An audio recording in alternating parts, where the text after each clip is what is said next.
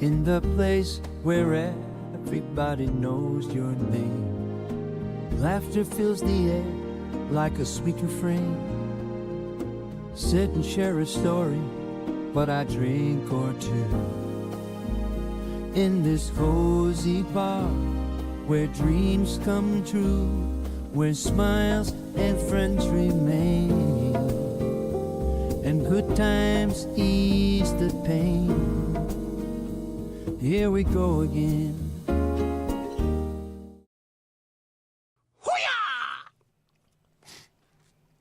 Hello, hello. Can you see me? Can you hear me? Can you let me know? That would be fantastic.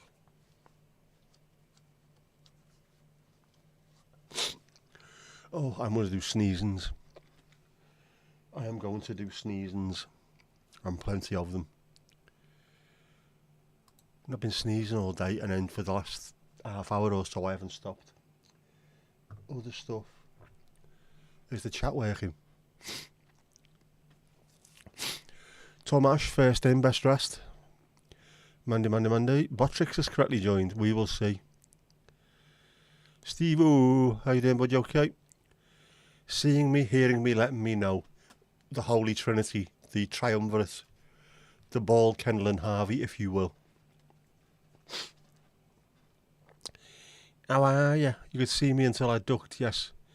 I had to try and evade a sneeze very quickly. That will be happening quite a lot, I would have thought. One would have thought. Esther, how you doing? You okay? Well, I'm hoping that the Dukey's working today. I hope.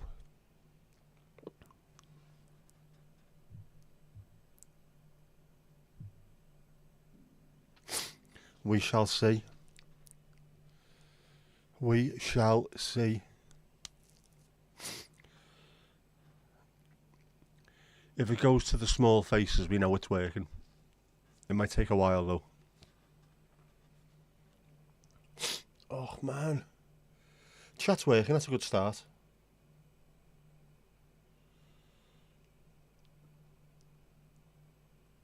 I just need to get myself sorted for the 6 million people on Twitch. There you go. Lazy Sunday by your very own Small Faces. What a boss band they are.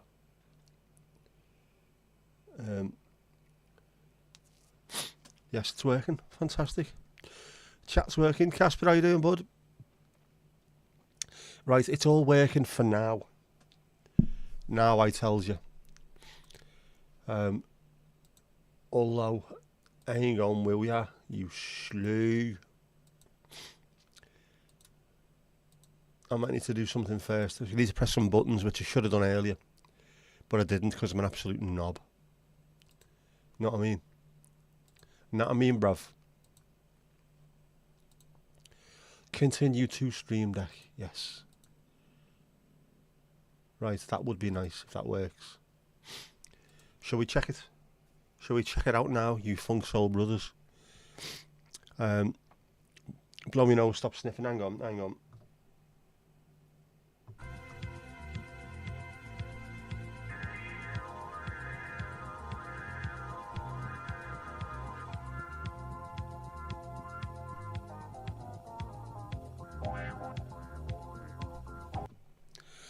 I will continue to sniff, just the way it works.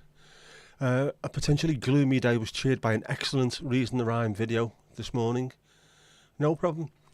Like I said in the pinned comment, there wasn't a huge amount of editing went into it because it was... I could have scripted it. It could have been scripted to within an inch of its life with loads of B-roll and sound effects and other stuff. But I just wanted it to come out as being genuine, what I was thinking at that particular moment in time. I could record it again today and it'd be slightly different, but that's exactly how I was feeling at those times yesterday. Well, over the last couple of days anyway. But yeah, I've come a long way. And I was getting a little bit emotional along the way when I was doing it. Even though I've visited almost every one of those things on a fairly daily basis. It's saying it to a camera and knowing other people were going to see it was, I don't know, a bit cathartic, but also a bit vulnerable, I would have thought. But there's nothing wrong with that, is there? No wrong with being vulnerable. That's how we learn. Steve, Helen and Ruby. Yes, yes, yes. Helen, who's the Norfolk correspondent, doing remarkable work in the field, one has to say. How's your scabs, though? How's your scabs? You alright?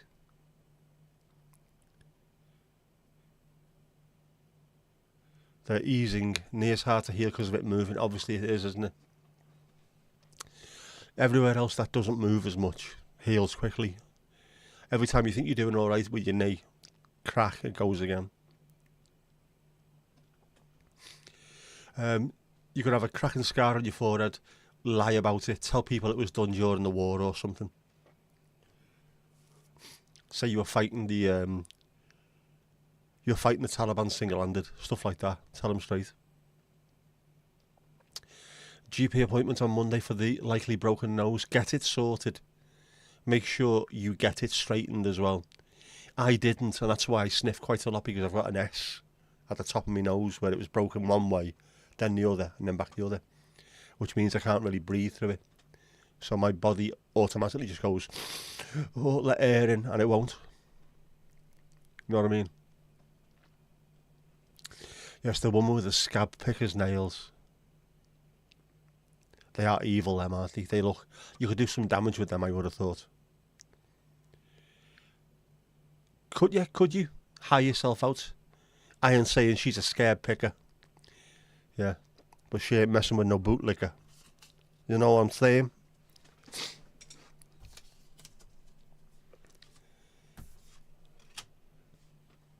What was I going to say?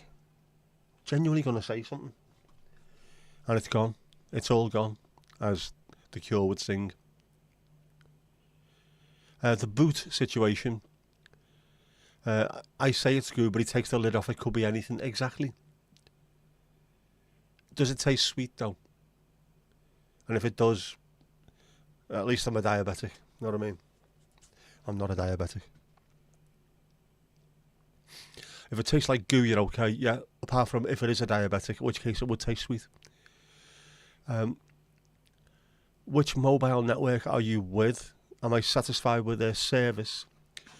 You've just ditched GiftGaff for 3, and 3's customer service is dire. GiftGaff is O2, isn't it? Now, it depends on where you are. I was in the hospital. Fucking hell, of course I was in the hospital. And I could not get a signal on EE. Everywhere else that I go, I get a signal. I've had to get a second SIM card, just a pay-as-you-go SIM card on O2, because it's the only one that'll work in this house correctly. My dad was with 3, and it's just binned them off to go onto O2, because he wasn't happy with 3 either. But I'm happy with EE, apart from in Southport Hospital. Know what I mean? Know what I mean, bruv?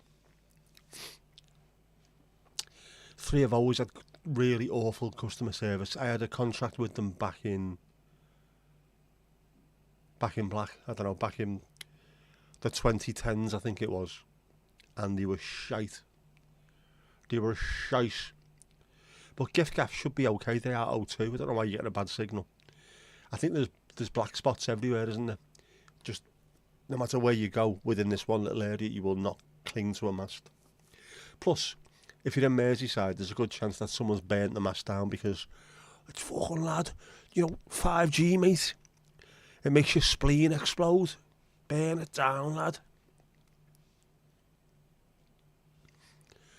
Went to school with a guy, Dennis. He used a scar from an operation. Got him from a handball injury to tell girls he was in the military. Had a knife fight with a Taliban member. Nice. My mate Jimmy lost his leg to diabetes. And he occasionally wears a Help for Heroes shirt and gets bought loads of pints. Absolute bastard. But he does collect for Help for Heroes. So any money raised does go into it, know what I mean? But yeah. I jumped on a bomb. I was just trying to save these kids, you know what I mean? And the next thing you know, I end up in Arrow Park Hospital. Really. Afghanistan to Arrow Park. Marvellous. Steve, you've been with Vodafone for 30 years. If you've got a signal and you're happy with the service, no need to change. People do all the time for no bleeding reason. It's a stupid on me.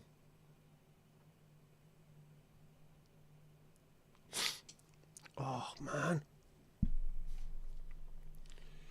Why has this suddenly started doing this? Waarom? Por qué?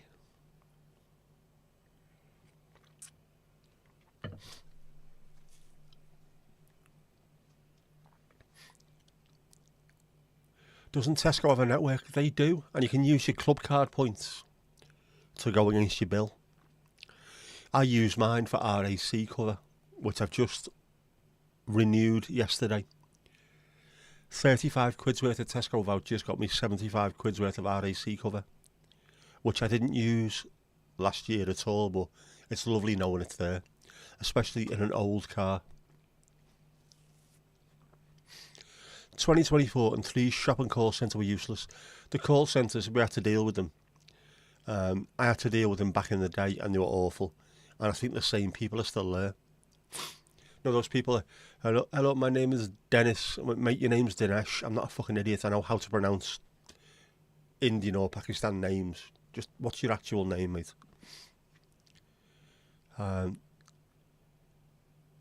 Bollocks to them. Just cancelled your contract in the cooling off period. I think they're trying Voxy. Is that a Vodafone? Alright. They're all much of a muchness, I think, but depending on where you are, just go on the internet and look for mobile phone dead spots. You know what I mean? Signal all over. Very poor, very poor. Very poor. Very poor indeed. Very poor indeed. Something to do with Awawi having to come out of the masts, yes, because the Chinese aren't they, and the Americans don't like the Chinese having anything to do with technology because they're paranoid. What's the new light? It's a practical light. It's very, very pretty.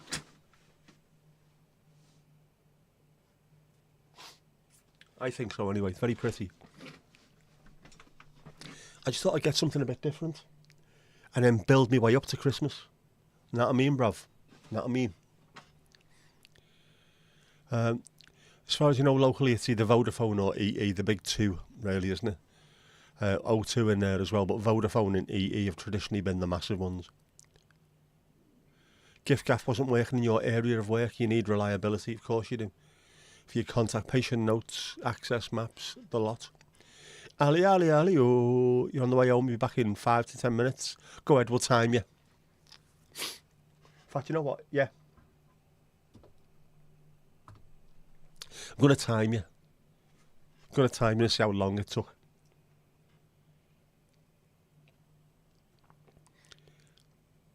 You've got 99.9% coverage in Denmark. I bet you I'd be the one in the 0.01 even. The Faroes fishermen even have it 50 to 50 kilometres or 30 miles out to sea. Say what? Ali took your laces in, which is like Donald's where's your trousers, isn't it? Look at Tesco Mobile. Yeah. Tesco Mobile, are they connected to... Oh, I don't know, I can't remember. I'm thinking EE as well. Have a look. You just want a rolling plan because you buy your own phone. Very, very wise. 10 to 15 quid a month is all you need. You'd be walking home. All right. Ali, how's your eye? Laz, how you doing, bud? How's things? Stop texting and watch where you're going. Yes, you clumsy sod. Watch where you're going.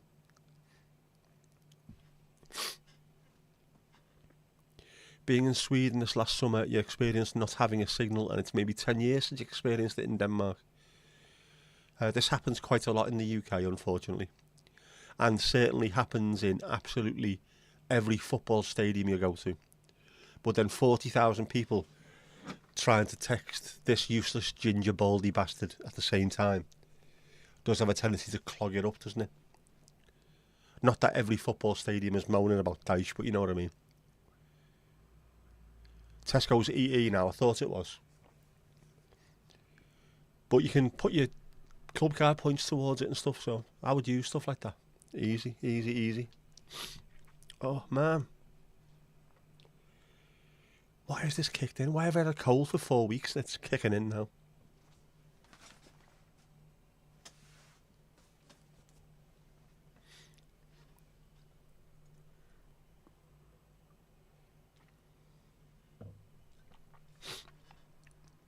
Or is it because of my daughter? Is it her fault? Blame her. I would do. Took her to work yesterday and she said, you might not have to pick me up later.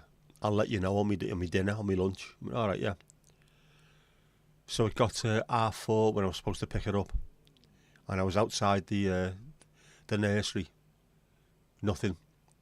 10 to 5. Nothing. And I still wait. Still wait and wait. 5:10 she drove past in a mate's car. I forgot to text you. Sorry. You absolute knob. So I took her today and then picked her up at 12:30. There's roadworks everywhere, and I mean everywhere. Got towards one of the sets of temporary traffic lights and the cars backed up everywhere. She went, oh yeah, by the way, can you drop me off in town? And I could have just turned the other way, straight into town. I forgot to ask you, can your brain work at all? So she's a pain in the arse. I had to go with her earlier. But I was laughing when I did it because I'm useless. Obviously. Get the Vicks out. I had to read that twice there, Steve. I don't know what it is. It's not allergies. It's a cold, but I don't know why it's suddenly dropping today badly. I don't know. Is it because I'm tired? Is it because I is tired? I should have had a nap earlier and I didn't. Emotionally and mentally numb. Just preparing the painting area. My dehumidifier has been switched on since the day I bought it. It's there. And it's working well.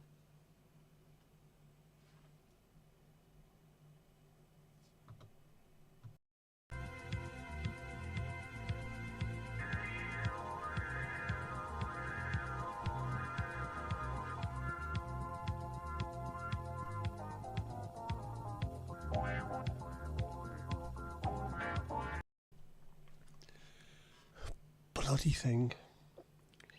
I've had my Lemsip. Yes, Jeff. It is Jeff. Careful on your way. How much water does it collect in a day? It doesn't. It is purely air. It just brings air in and takes the pollen and the dust out of it.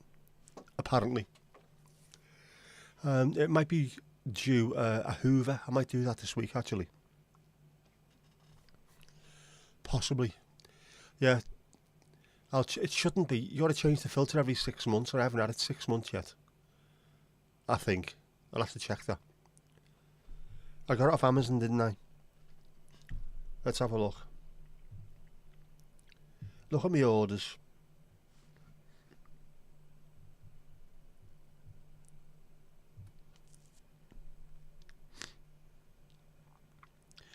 July 6th, I ordered it, so do you know what? Yes, it's not due yet, but it might be worth hoovering it out. J-Lou, how you doing? That Jackie Lewis one. Is it a brand hoover or a vacuum cleaner? It is a Cebu, which is the best one you can possibly get. If anyone's looking at getting a new vacuum cleaner, Cebu.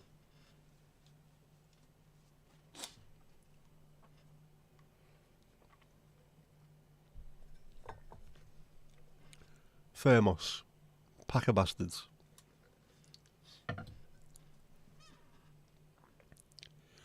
Yeah, dehumidifier is supposed to take the water out of the atmosphere. The purifier, on the other hand, isn't.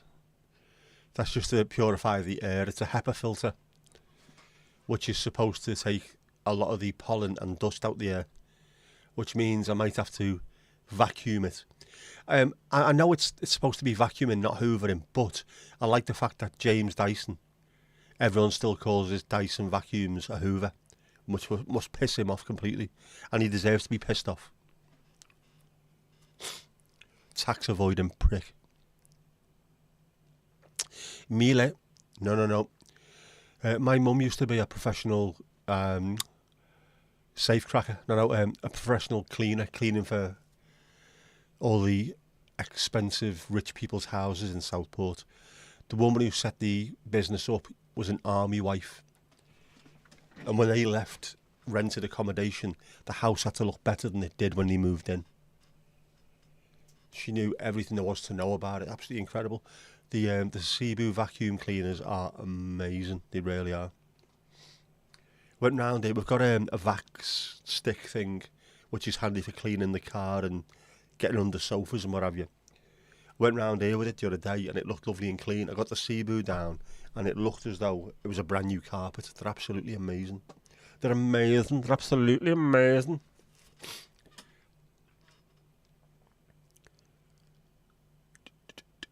Thomas, your fridge is a hoover. That would confuse the life out of me, that. Oh, dude, that sucks. Sexy gorilla. Cebu, it is Sebu, Cebu, I think. They're absolutely incredible. I'll see if I can find them. Oh, Sebo, Sebo.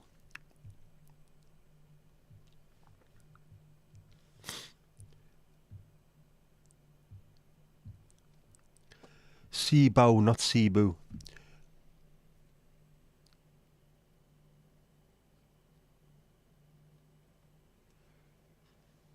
That's what it looks like. Just looks like a straightforward vacuum cleaner, but it's absolutely incredible. That's all a company would ever use. Absolutely nothing else whatsoever. Ali Alio, home, just making tea. You were indeed just under 10 minutes. Good on you. Good on you.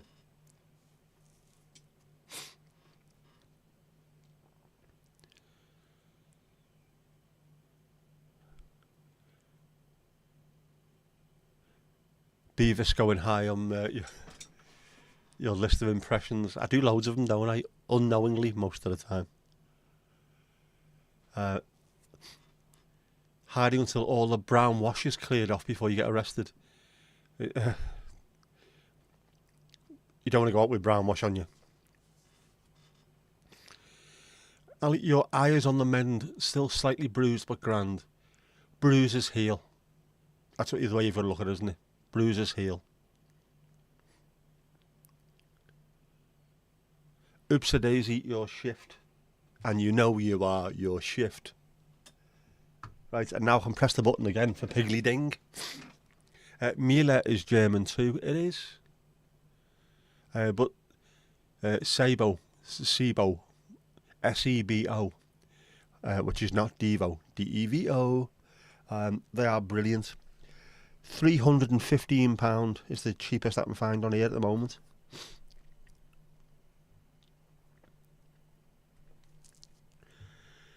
A bit exy, but they are fantastic things. And I never bought it, obviously, so I'm not arsed. I just use it occasionally. I can't even get it from upstairs because I'd fall down the stairs and break every one of my necks. And we can't have that, can we? You were typing, you didn't see the answer. Yeah, of course. That's what happens when as soon as you take your eye off the screen, something pops up and you look daft. You don't look daft. Well, actually, you do look daft. Must be German for best vacuums. They do seem to make a good vacuum, don't they? They also made fantastic rockets. And the rockets, the Rocketeers, the people that made them, the V1 and the V2 rockets that caused so much death and destruction during the Blitz and what have you. They all went to America after the war and we're part of the team that put people into space. Werner von Braun and people like that they were involved in that, in the space race for the States. Which is mad. I'm listening to an audio book about that at the moment. It's free if anyone's on Audible. Called Apollo. And it's all about the backstory of how the Apollo missions, how the whole thing was set up and who was in it and what have you. It's very, very, very fascinating with the capital F. Mila Hoover's from now, and I'll patch on the ones from the 70s. Is that because the EU got involved and said you can't have... what? Is it an RPM? Is it an RPM when it comes to a Hoover? It can't be above a certain level, whether it's RPMs or voltage or whatever. So you can't get the same kind of you can't get the same suction as you could in the 70s.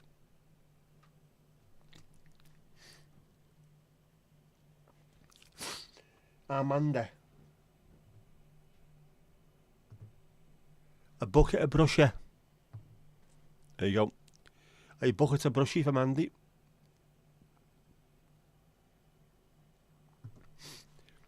It is consumer advice at its very highest.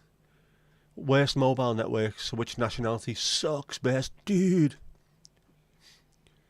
All electrical products are the same these days. They don't last anywhere near as long as they should do. They are built to fail.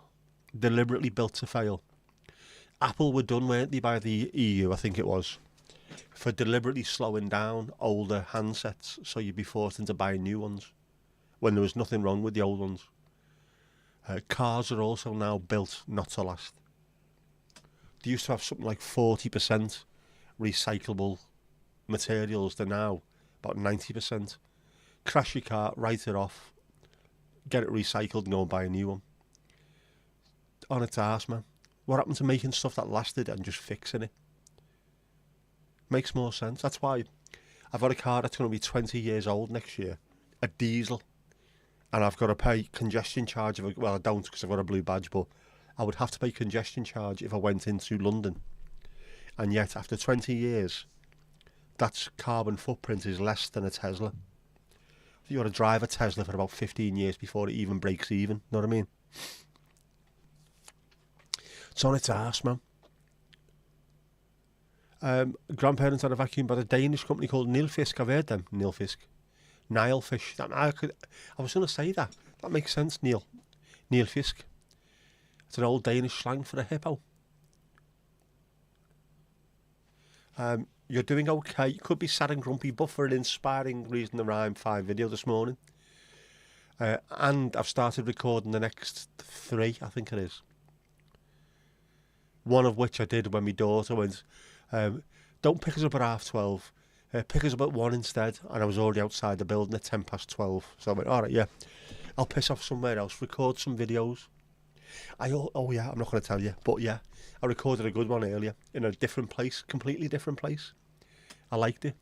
It was good. I've got more ideas now.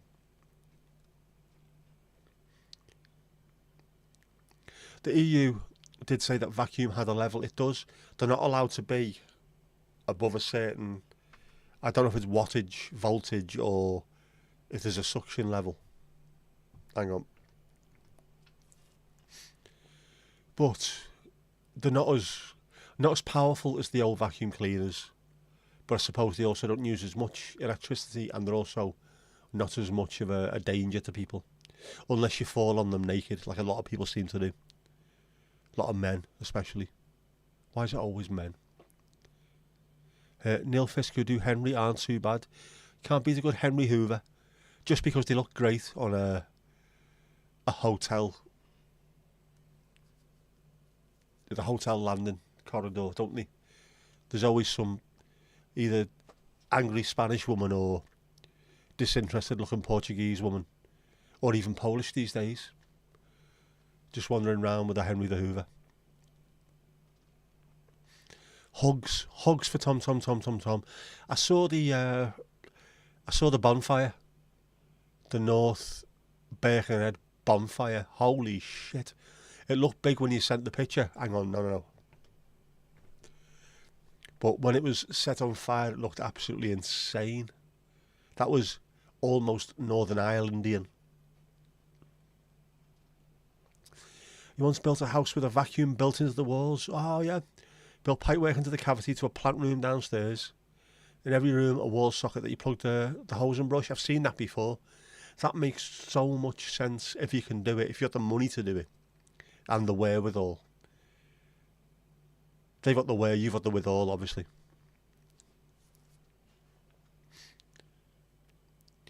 Neil Fisk was top of the bill. You have one now and it's utter crap. Say what? You got to learn by buying them yourselves, haven't you? People go onto the internet especially. This is the best thing I've ever bought in my life. You buy it and it ends up being absolute boholics.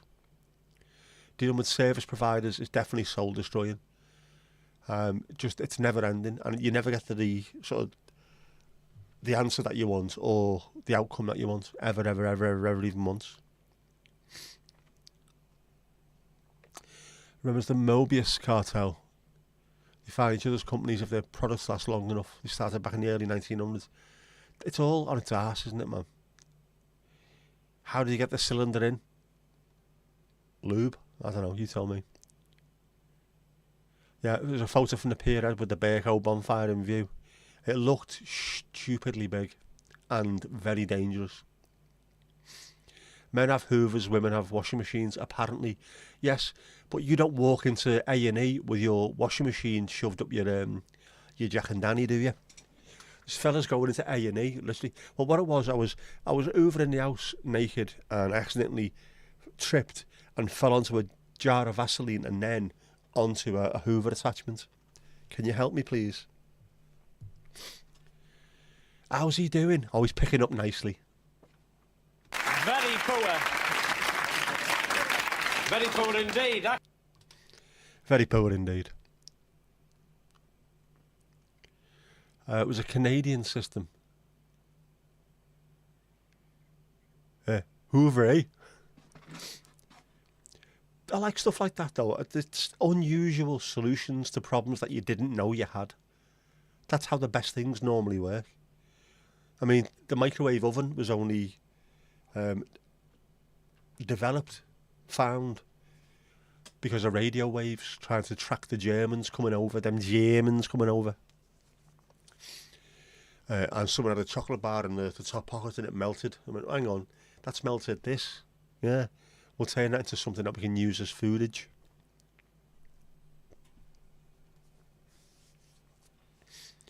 Set up your own mobile network. Easy in Birkenhead, just strings from lampposts with cans attached to them. Much easier. I reckon you get away with it. Kirsty, how you doing? Oh, Phoebus cartel. Osram, General Electric. Ah, right, so it's all like the bulbs. Back then you could make a light bulb that would last for 100 years and they refused to because they wouldn't end up selling more. Yes. I think the phrase you're looking for with them is fuckers. Had a new washing machine and fridge freezer delivered today. Helen's Christmas present sorted. Oh. Very nice. Ah.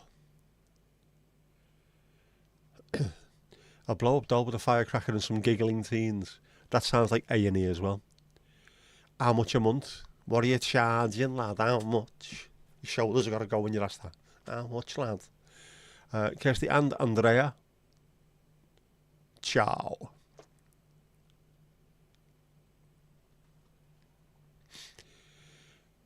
Kirsty, home safe and sound. Are you back on UK time yet?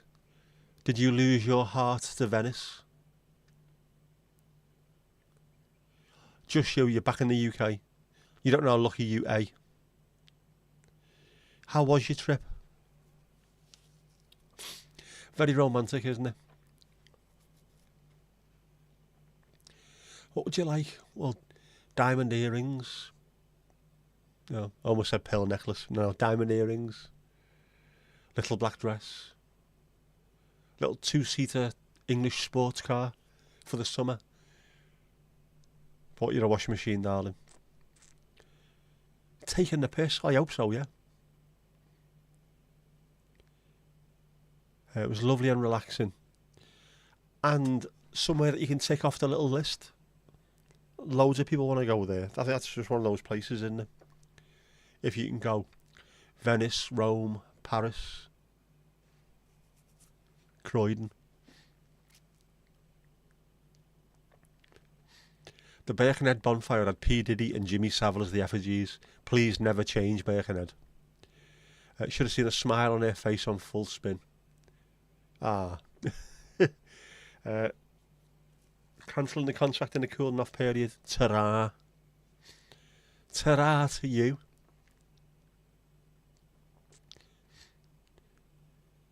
Yeah, you never followed it. You could have helped him get off a bus on here. You could, couldn't you? Before he reached the Seven Sisters Road or something. Stunning pics. Absolutely. Barnsey, how you doing, bud?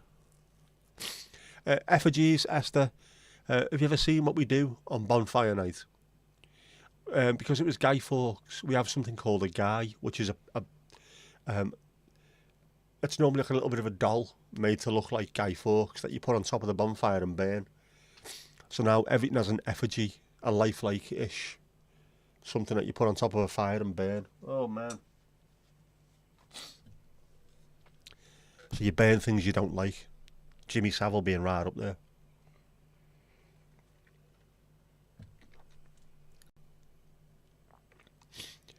Where were we? Kirsty, you're so happy to be back in your own bed. Andrea's bed too lumpy, was it? Wasn't it just right? Been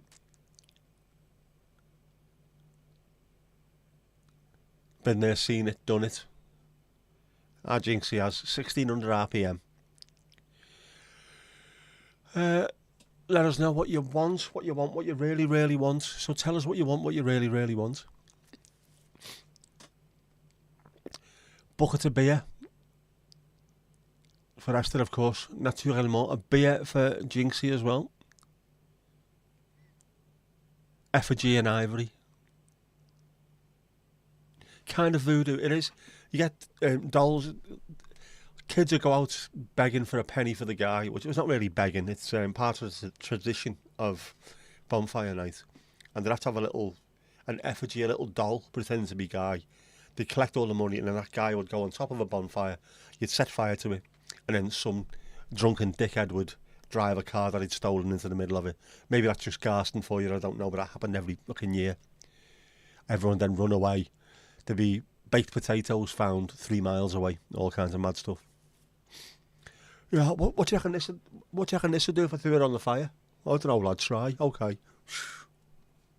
Lunatics everywhere. World peace.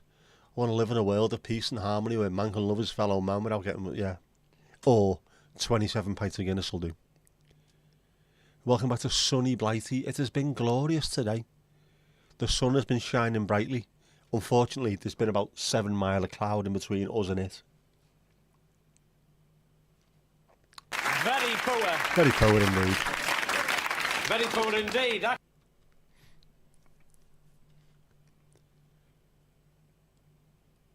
You're in a state of confusion right now. You just wish you knew why.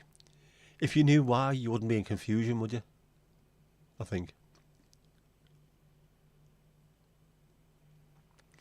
Sounds good fun. The bonfires used to be sound, but they're just full of lunatics. There's always some absolute psychos around.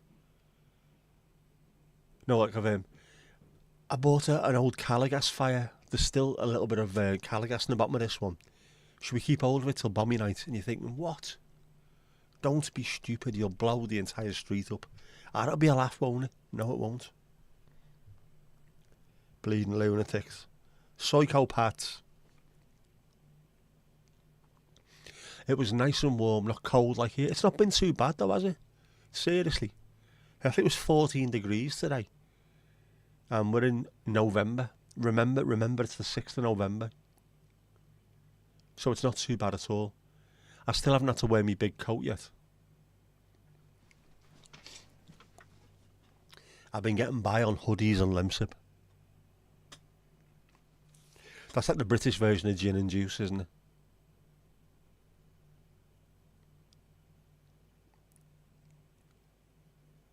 Where'd you leave your wallet? No need, no need. You're all right. We got this.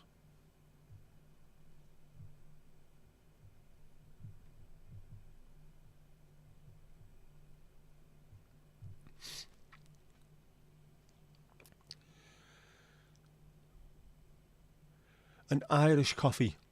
An Irish coffee, is that not a cup of tea? The 1970s are phone, they want the jokes back. A nice Irish coffee. That'd go down well, wouldn't it, actually? People are still setting off fireworks. They are here as well.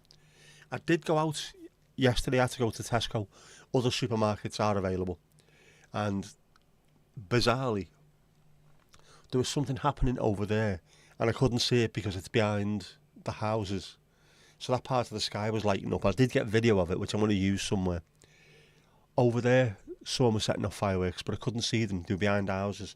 That part of the sky was lighting up. It looked as though we were being attacked.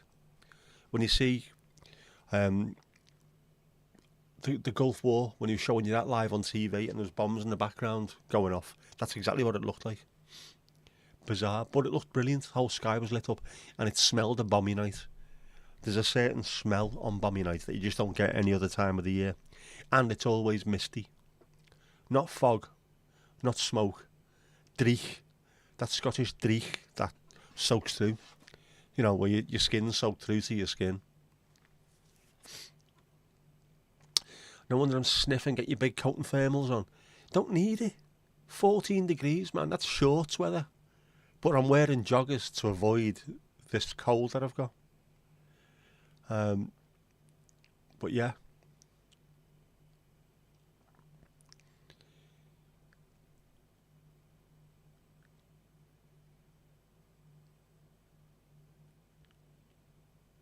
Getting by on hoodies and lemsip with the scrapped 8 Mile Radius LP from 74, it was.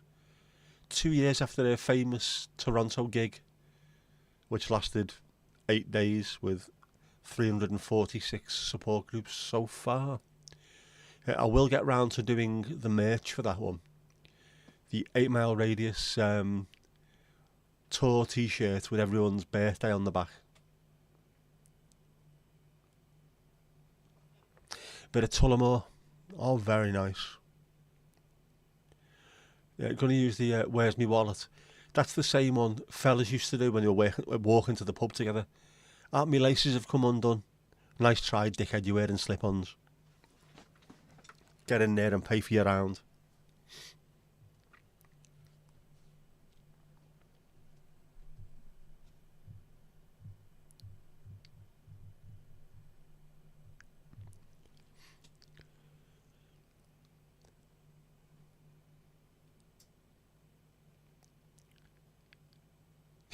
Where's me washboard? Yeah, I love the fast show.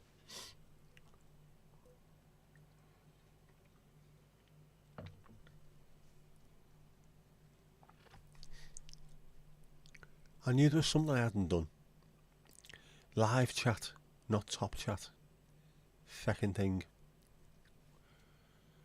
Definitely worth a try, but you know.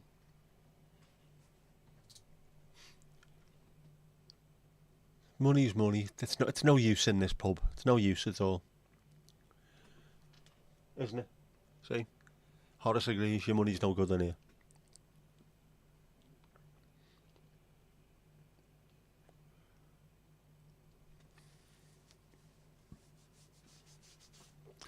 I'm off for the rest of the week as well.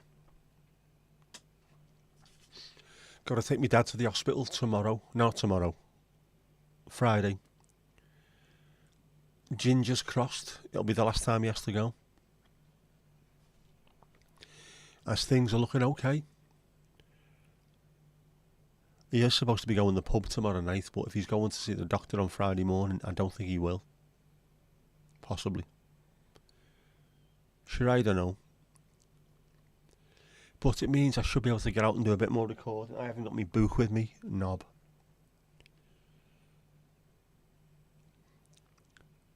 But the last couple of sort of weeks, I've managed to do 2 episodes in one go, which rarely opens up the rest of the week. It's very, very helpful. I have to do that more often. So I'm trying 3 this time. See if I can get my head around it.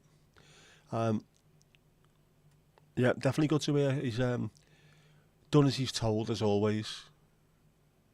Thankfully. But he just needs to be... He's been signed off, I think, from the hospital, but needs to go back in every now and then to check whether it's all going as they expect it to. Hopefully this time round, he'll get his bloods done while he's there. I've got my blue badge, so I'll be able to park up and not move. And then he'll get told, you don't need to come back, or come back next year and we'll check you out or something. Hugs to the big man. Gingers crossed.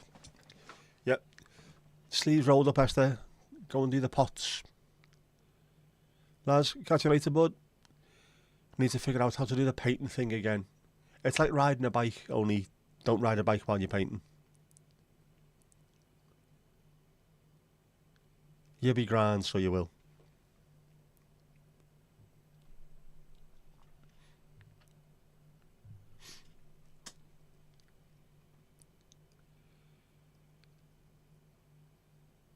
But it's in Aintree. In Aintree. Not too far away from the race course. I should go through that, shouldn't I? Because there's a road that goes through the middle of Aintree Racecourse. I should go through that at some point and record it. Blow people's minds that you are going through the middle of where the Grand National is held every year. That makes some good B-roll.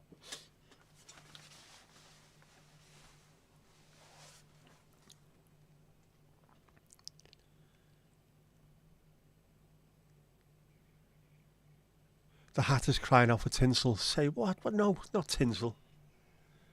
I've got a cold. I don't need tinselitis either. Thank you very much. Although I am looking at maybe,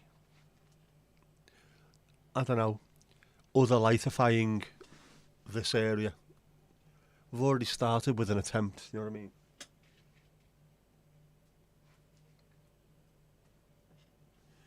I was going to cover that with, I've got a black fleeced throw.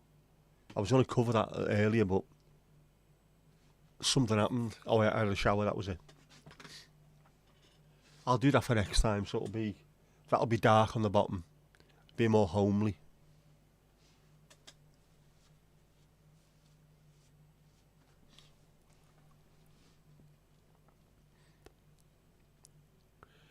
Yeah, definitely not before the 1st of December. I can't be arsed with the people that get Halloween out the way and then automatically start putting up Christmas trees. There's no need. And you can't tell either. We drove past somewhere last week and my dad's mate was in the back of the car. It's a bit early for Christmas lights, isn't it? I don't know if it's Christmas lights or not. People have just constantly got fucking lights everywhere, haven't they? Says me, who's constantly got lights everywhere. Barnsley, no worries, mate. Catch you later. Nice to see you, Is it nice? Oh.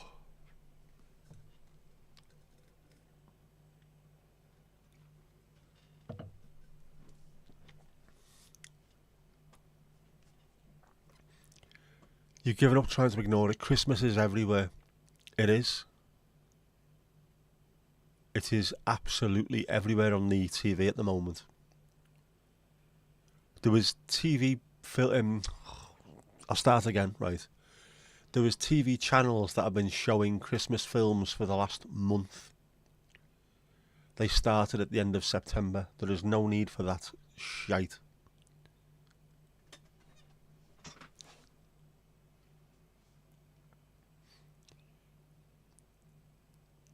You're okay, good to hear it, Steve-O. Good to hear it.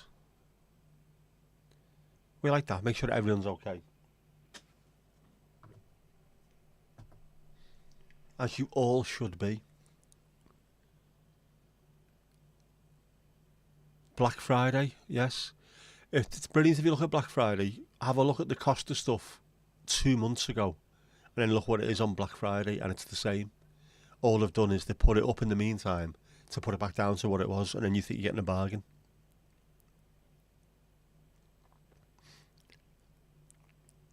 Spa, 12 days of Christmas deals. Yes, not into that. He didn't send it twice. It's Jeff, I'm telling you, it's Jeff, man. It's always him. If in doubt, blame him. We all have bad days, we do. It's how we deal with those bad days that makes us. Yeah, football talk. Hang on. Football chat. Yes, the new pitch is being laid at the stadium. Hopefully, once that's done, it will look... I mean, it looks like a stadium anyway. It's a lovely looking stadium. Once the pitch is in there, it's just going to look even more fabulous. Joey, how you doing, bud? Hello, everyone, even those from East Germany.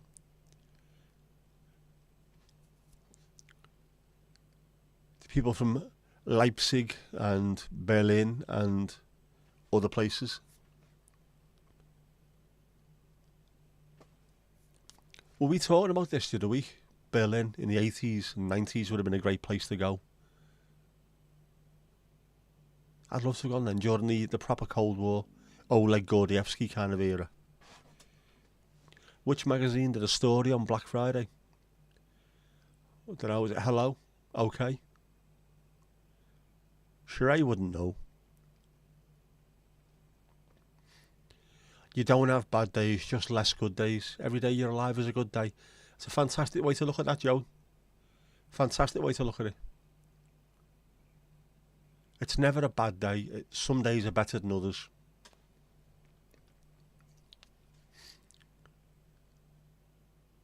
Just waiting for pigs in blankets on the deli counter.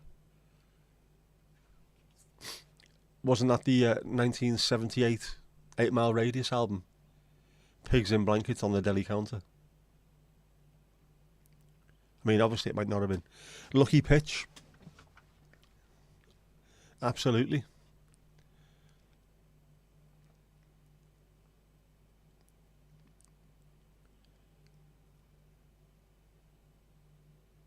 Which reminds me of that old joke. What's a man and a carpet got in common? If you lay it right the first time, you can walk all over it for the rest of your life. There you go. I'm not even going to give myself a very poor for that one because it's correct. Heike Dressler, what a woman. Fantastic.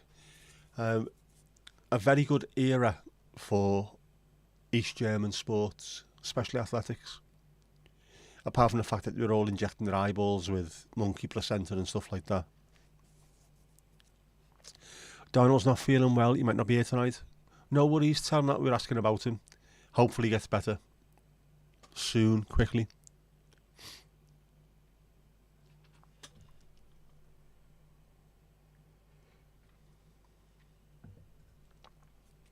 It's hard to hold a candle in a cold November rain, unless you're from Manchester or Glasgow.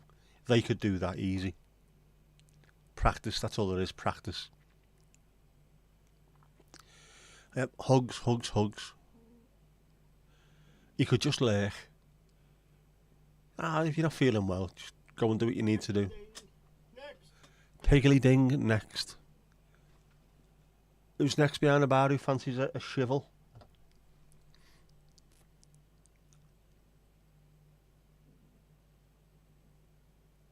Jenksy. So it is. Guns N' Roses was shite in concert. Not my kind of band, to be honest with you. Never liked Axl Rose's voice at all. And also, I would punch the shit out of Slash if I've ever seen him. Just for leaning back so much playing guitar. There's no need for it. He deserves a fucking slap. Stop leaning back so far. There's no need, man. Just pointing that way is bad enough. Pointing that fucking way. Just stop it. Plus he's from Stoke, so boo. Even still, Heike Dressler in the long jump appealed to a young Stibbo. Yes, I can see why. I seem to remember that myself, to be honest with you, around about the same time. GNR still one of your all-time favourite bands. They just don't have new bands anymore. I think they do, but they're just not given an opportunity these days. Like over here, especially in the UK. Lots of bands started off in pubs. You'd start there, you'd build a small audience, which then allowed you to go on to very, very small concert venues. Then you might go and support a small local band and then move your way up. Just don't get them anymore. There's no places like that at all. And it's taken out an entire strata of opportunity for people. So now, you've got to wait for, I don't know, like a Noel Gallagher to turn up and say, who are the decent bands around here? Can I have one or two of them supporting me this week?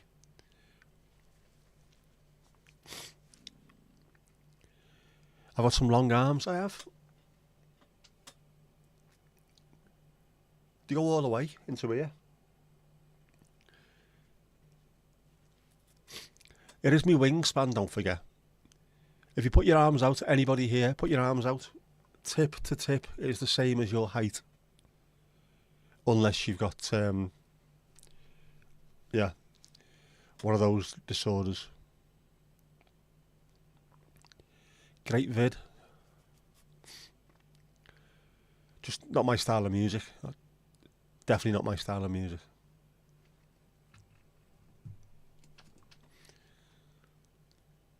But then I've always been weird.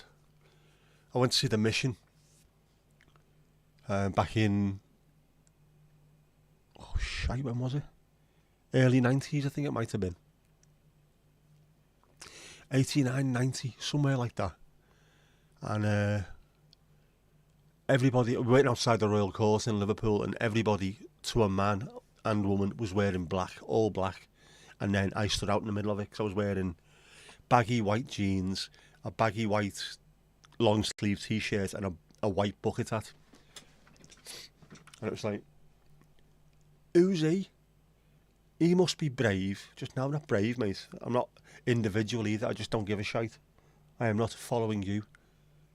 I'll do what I feel like, and I was wearing this when I was leaving the house. I'm not getting changed, so bollocks to you.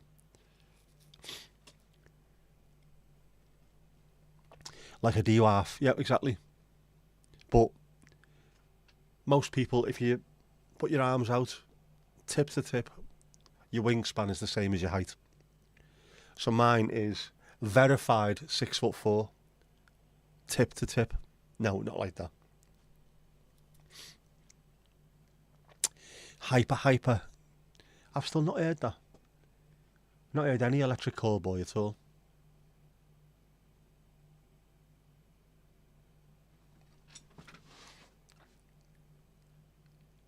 Social media's replaced small venues. It has, but it still doesn't give you the real opportunity. Unless you're lucky. Or unless you're someone like Ren, who just managed to absolutely handle social media perfectly. And to be quite lucky. But there's just, it's not the same. And you don't get better as a band if all you're doing is doing the occasional gig on YouTube or Facebook Live or something. You have to play in front of an audience to become better. You know what I mean? You've got to, it's doing your reps. It's like going to the gym. You've got to do your reps, otherwise you're not going to get hench, man. The same with being in a band. Get out there and play. Being a comedian, you've got to go out and you've got to fail to learn where you went wrong, to become better and better each time. Unless you are incredible from day one. And I think there's very few people who've done that. Just got to be done. Yours is the height of nonsense. That's the only height you've got. That's why. Our Jackie has to use a stepladder to paint the skirting board. There's nothing like being there. There isn't. There genuinely isn't. Even music I don't like, when it's live and you're there, it's decent. You know what I mean? You get dragged up into the emotion of it, which is what live music does better than anything else, I think. J-Lou, you like Ren. Again, I can't say I'm a fan. I like his attitude. I like the way he's gone about his business and things. You know what I mean? And I can see why people, like, what I can't do is, I can't get my head around this thing that he's a genius. I think that might be one of the problems that I've got. And I sort of know genius when I see it and hear it. He did him and his mate did a cover version, a busking cover version of "I Shot the Sheriff," and he did this little lead part that was all done in a pentatonic blues scale, and people were absolutely wanking themselves into a froth over it. That's amazing. The only thing that's amazing is the fact that you think this is good. That was my second week of playing guitar. I was playing better than that. Bell ends. But yeah. A negative comment is more easily ignored than a pint glass. But you learn more from ducking pint glasses. If it's a pint glass coming at your face, you learn very quickly how to be better at what you're doing. Hyper is Scooter, isn't it? Euro trash.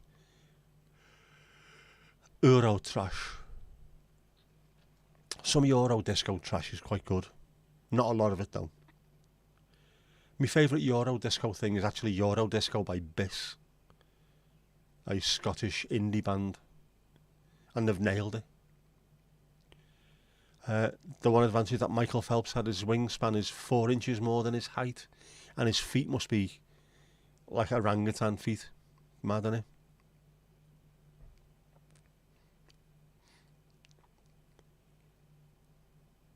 A whim away. I like the original version of that much better than the tight fit one. He wore a Speedo suit that gave him such an advantage, and now it's banned. Is that the shark suit? The one that was made to sort of replicate the way a shark's tooth is? Not a shark's tooth, sorry. The skin, the scales on a shark looks like teeth, and the way they're laid out. What the fucking weird noises in here, man.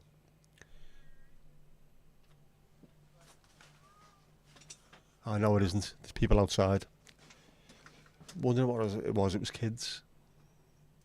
Very odd. There you go. Yeah, the shark suit. I've seen a very, very good BBC documentary about sharks. A 3-parter, and they were talking about that. It was going to make cars go quicker and also use less fuel, same kind of thing, because it cuts through air the way it cuts through water. And it's all natural, man. Well, the shape's natural anyway. You want tea? Do you want are we having a bucket of tea? A bucket of tea. There you go, a bucket of tea. And also a Jeff for cakes.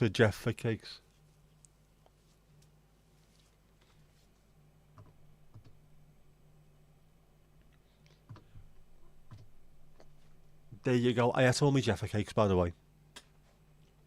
My box is empty. I need more Jaffa cakes.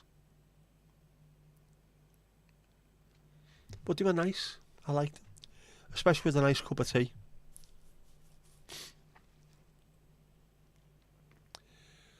Tom. Jackie, you're having first world problems. Summer fruits are not staying fresh and crispy as long as they did in the summer. You'd think they'd last longer, wouldn't you? With the fact that it's colder in general. Do they not last longer in the cold? You want a Northern Irish coffee?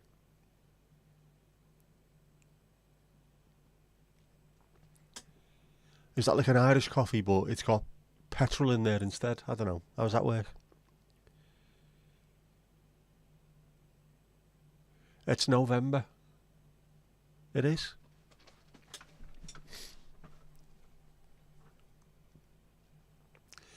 There's a Danish version of the song, same melody, but a story of a man who sees his neighbour walk around with his bare ass.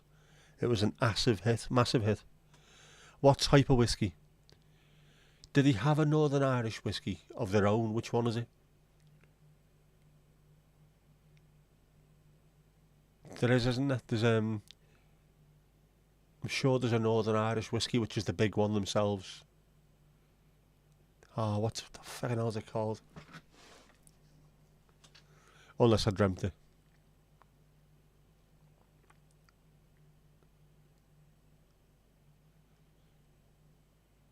Dimple? Is that Hague? Hague with the dimples. Summer fruits are for summer. Here comes the summer. Shergelfaki. I still have to apologise to him every time I mention his name. I apologise, Fergal. I apologise. You're not a Timotei-haired, blue-eyed soul freak after all. You're a good lad. Still selling strawberries? Of course they are. You can get them all year round, can't you? Well, you used to be able to get them all year round because most of them were grown in either the Netherlands or Spain. Don't ask for a Christmas pudding in June. I bet you there would be some. Yes, the lion sleeps tonight. The Wimaway one. What about muff whiskey?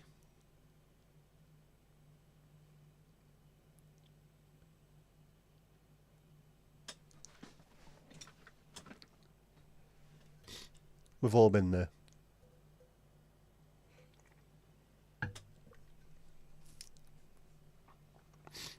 You end up with a twat of a hangover though. Yeah, the strawberries in Spain got washed away last week. They will have done as well, won't they? Valencia it's one of the biggest areas for stuff like that, so that would have been completely wiped off the planet. Kind of horrible. Which is, again, when they try and say to you, like, it's alright. You can replace cars, I know you can, and you can't replace lives, but that's taken away a huge section of people's lives in general. The work's gone. They won't be able to grow there. It might take a few years until that area gets back to being able to grow anything. So it's going to be long term.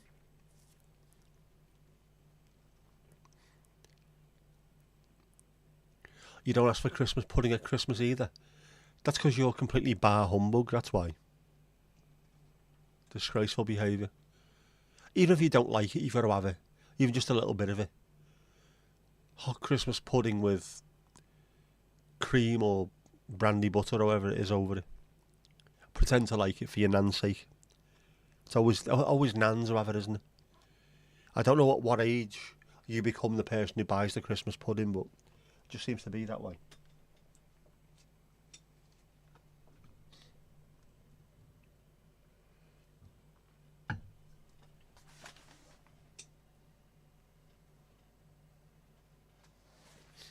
More fireworks, man, more fireworks.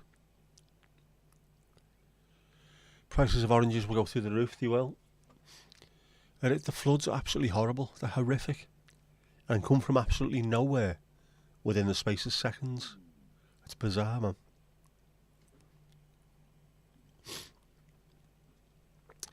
Mandy, any knitting updates?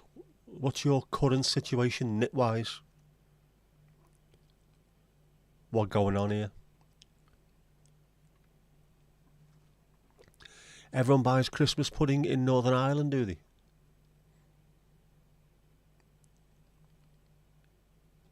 Is Helen doing any baking? Yeah, we need to know that. We need a baking update. Water and fire are so dangerous they are, especially together as well. Sounds stupid, but yeah. You have to be careful with water and fire. Especially oils, or I was watching something earlier on about, was it lava? Molten lava going onto water, and it looked like a chip pan fire, but about 4 or 5 times as big, because the water expands, just bang. Incredible. Water, fire, electricity, all exceptionally dangerous things. We need to be careful around them, definitely. Water, as you can see with the floods, it can be a lovely dry day, you don't realise. Next thing you know, it's been raining further up the hill and you're completely washed out. And there's more fireworks. Where is this?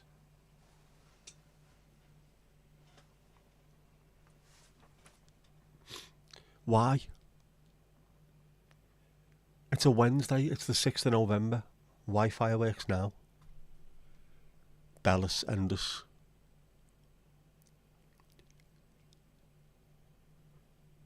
You've not knitted anything, your enforced unplug has led you to rereading Discworld. Oh, you said you were, didn't you?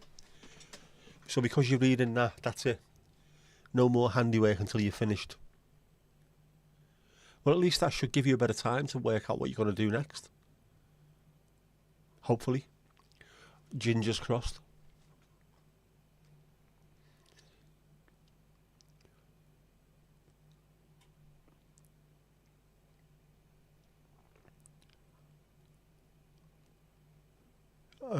Helen is lurking and listening somewhere. Nice, nice, nice, Helen. Good to hear it.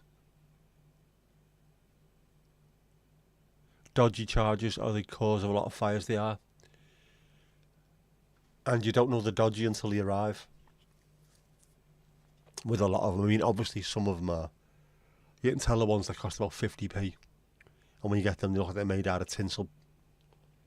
It's just, that's when you know something's dodgy. But you need to be careful, man.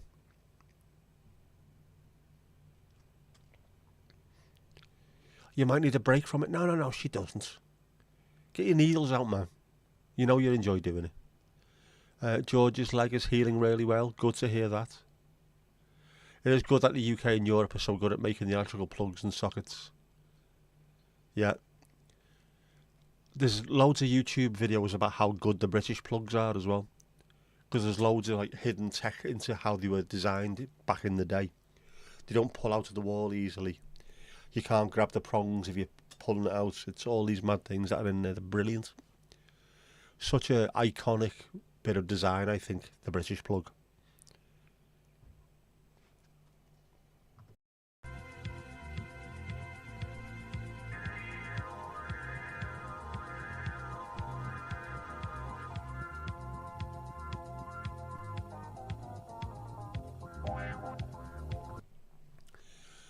Fucking hate this cold, man. Hate it. Remind me to have a lemsip when we finish. And a goo.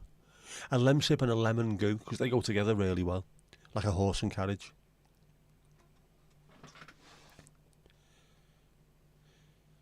Mandy, has the fella come back to have a look at your box?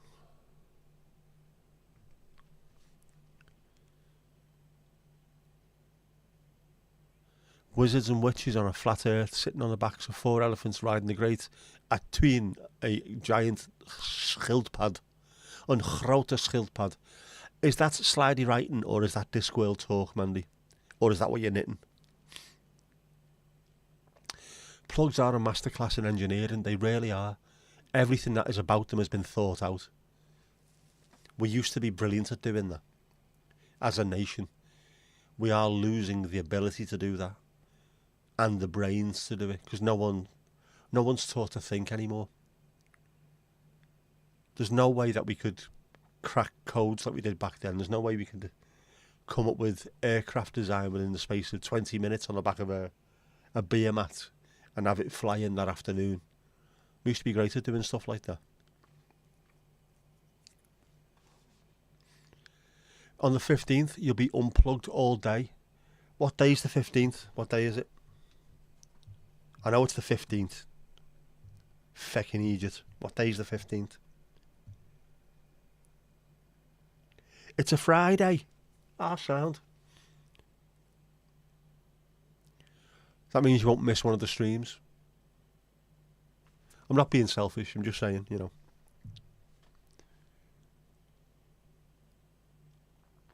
It's the overhated e-bike batteries setting fire. Are they the ones that you can hire in the street? Is it them ones? Like the Boris bikes that we've got over here and stuff like that. Is it them? Very poor. Very poor indeed. Very poor indeed. Got many of the same safety features. You need to have safety features when it comes to things like electric. You can't piss around with it. Like I said, I forget who it was who said this, but the saying in our family came from someone else, and it was, you can't smell it, you can't taste it, you can't hear it, but it will find you, electric.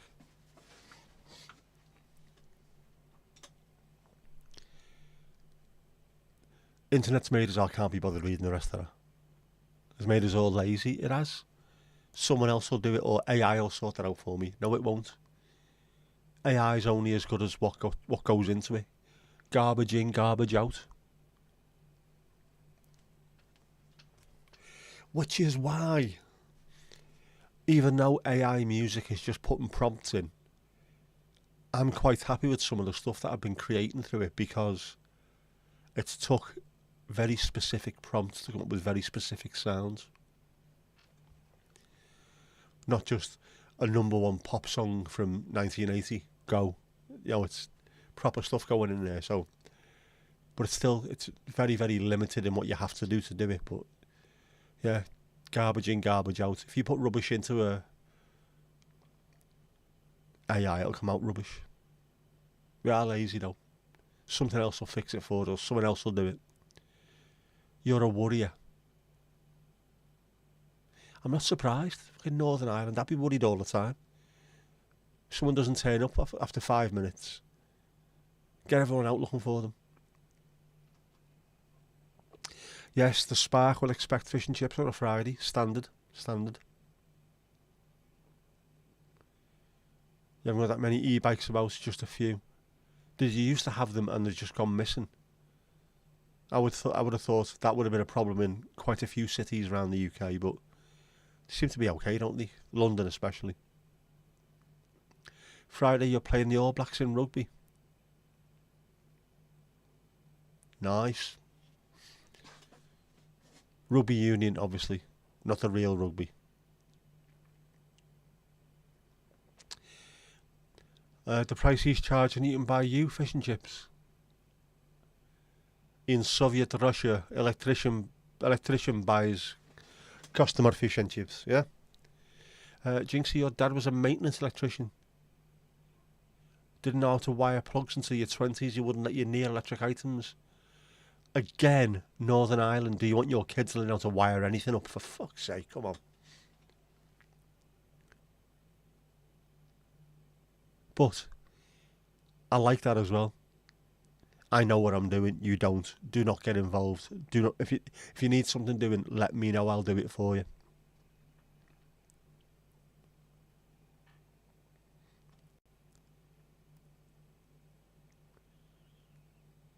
There's loads in Nederland. You get passed by pensioners. Good. I like that. I love the idea of a shitload of pensioners, like the Tour de France, just zooming around everywhere, rather than creaking down the road and waiting for a bus. Get on a fucking bike and go, man.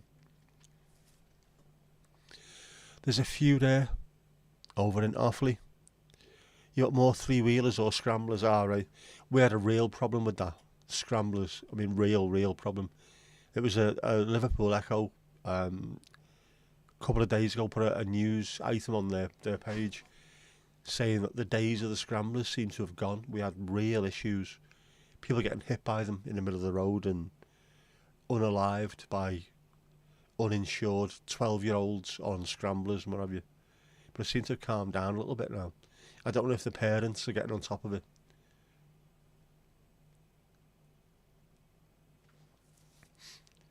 New consumer unit, 200 sovs, test the system, day's wage, $5.50. Are you close? I think the plumbers should all be nicknamed Drippies.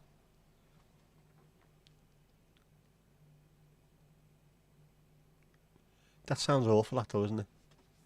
He's a wee bit drippy. Trikes, yeah, did he three-wheeler bikes. You do know how to wire and add timers, sort of thing. Yes, I would have thought so.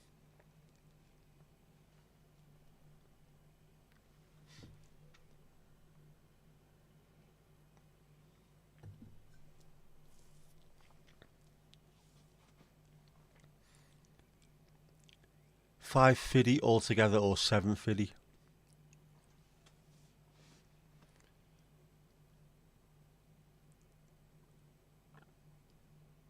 Altogether $5.50, but you might need to add VAT on top of that, which is an extra 20%.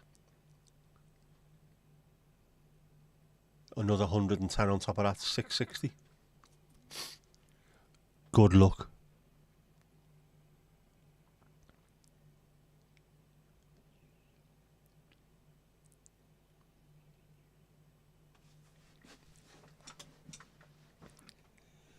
Oh man.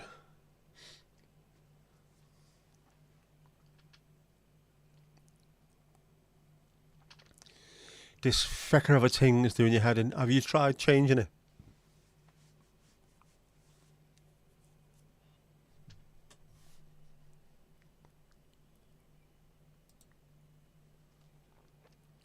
You've got two options, top chat and live chat.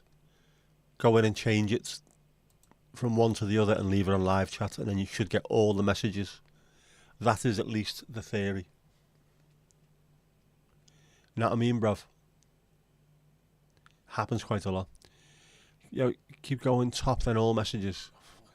Ball ache, isn't it? But Dukey's working. Oh, intergalactic bit of Beastie Boys is right, lads. Go ahead. Fucking tune, man, tune. And the chat's working as well. Man, your internet keeps dropping out too. Would that be connected to the wire? Is that what it is? The electric? Is that causing it?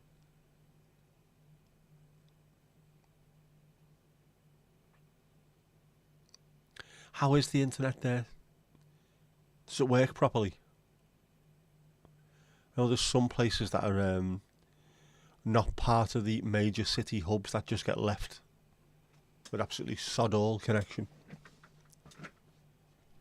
You know what I mean? It's become afterthoughts. Gonna have to check when the last time you're lucky didn't have Balsh. Didn't have Balsh. That's what you're telling us. He's charging $6.50. Heavy that, like, innit? But when you think what could have happened, what's worth more? Your money or your life?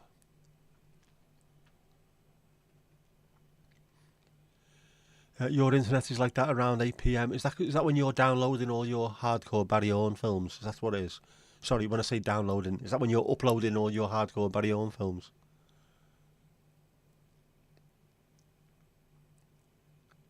Go to hit the streets, earn some dollar bills, y'all.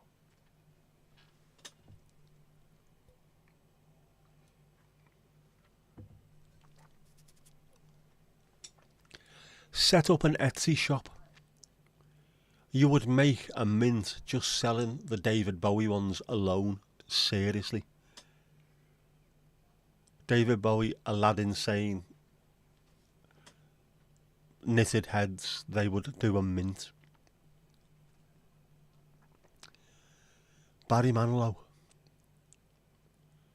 The only man who could walk into a wall with a hard on and still break his nose. Very poor. Very poor indeed. Very poor indeed. Very poor. Yes. Cojones. Le oeuf d'amour. Balls. That's the rate today, yeah. That's the thing, isn't it, Steve? It is a lot of money, but you are going to get a proper job done that you can trust. And I would have thought, if he's any kind of electrician, there'd be some form of warranty on it as well. If there's an issue, call us back and we'll sort it out. But it will be guaranteed. You'll know it's going to be sound. That peace of mind, I think, is worth paying for. Piggly ding. Next. Piggly ding. Next. Who's next behind the bar? Yeah, plus the money, you can't take it with you anyway, can you? There's no pockets and strides, as they said in Carshare. Will the house insurance cover it?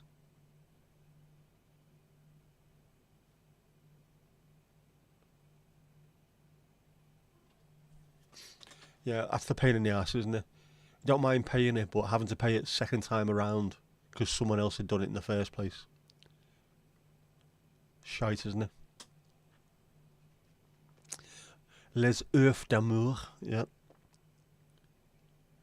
There is, the priest will tell you. Have you ever seen that on Carshare? I can't remember what his name is, but was he in Game of Thrones? Northern Irish fella. And he played a woman who was dressed up as a Smurf. with that absolutely superb Belfast accent. I do not care. The priest will tell you anything. Never trust a priest. Esther, looking for Ajax on the screen. There you go.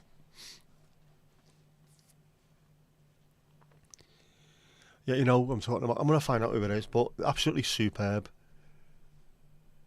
It's a great show anyway, that, but I thought he stole most of the scenes he was in.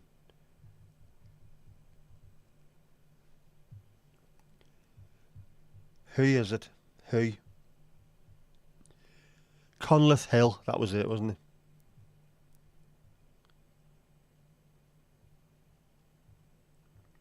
Yeah, he was. He was in Game of Thrones for 8 bloody years, so that's probably why I don't know him. I'm going to have to watch that again soon. Brilliant. Mandy, check it out now, you funk soul brother. It's worth it. Have a look. Because I would think if you got any kind of insurance on the property, they would rather pay that now than possibly pay for everything else in the house if it burns fucking down. You know what I mean?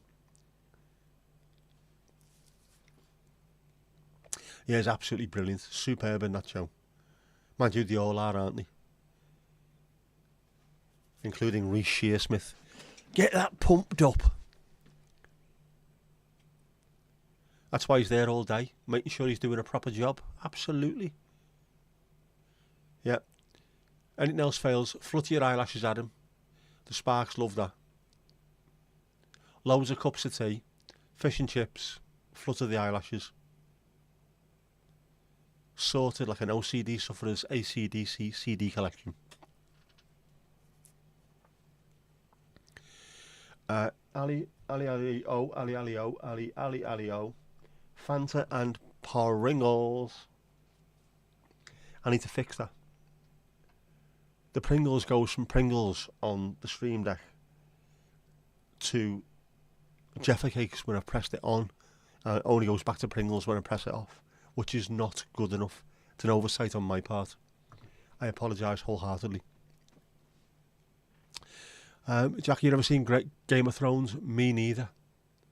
I mentioned this the other day. I don't like watching TV series when they're on, because you'll go into the workplace, wherever it is, whether you're working in an office or in a bloody car garage or anything, labouring on a building site, there'll be people talking about it and someone's always 3 or 4 episodes ahead of you because they've downloaded it from America and they're just spoiling everything, so bollocks to it. I'd rather leave it till a few years later. All the spoilers are gone by that point. Not I mean, bruv. It was in one of your favourite Inside Number 9 episodes, the one called Tom and Jerry. That was a superb one. That. I love that series. Such a shame it went, but I can understand. Don't want to get... Well, they can't be typecast doing a show like Inside Number 9, but want to go and do something different. Superb. Fanta and Pringles for Ali O. You've only ever seen clips of it, Jack A. Go and do it, man. Watch it. Great reviews because it's great. Read the first 6 Game of Thrones books. Never watched it though. The Pringles have been up. Yellowstone is back this week. Never watched that either.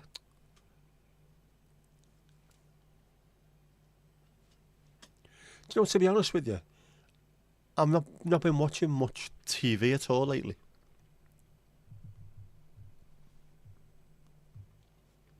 Like TV. I'll watch loads of YouTube, but very few TV shows. There's nothing that appeals to me at the moment, or very little.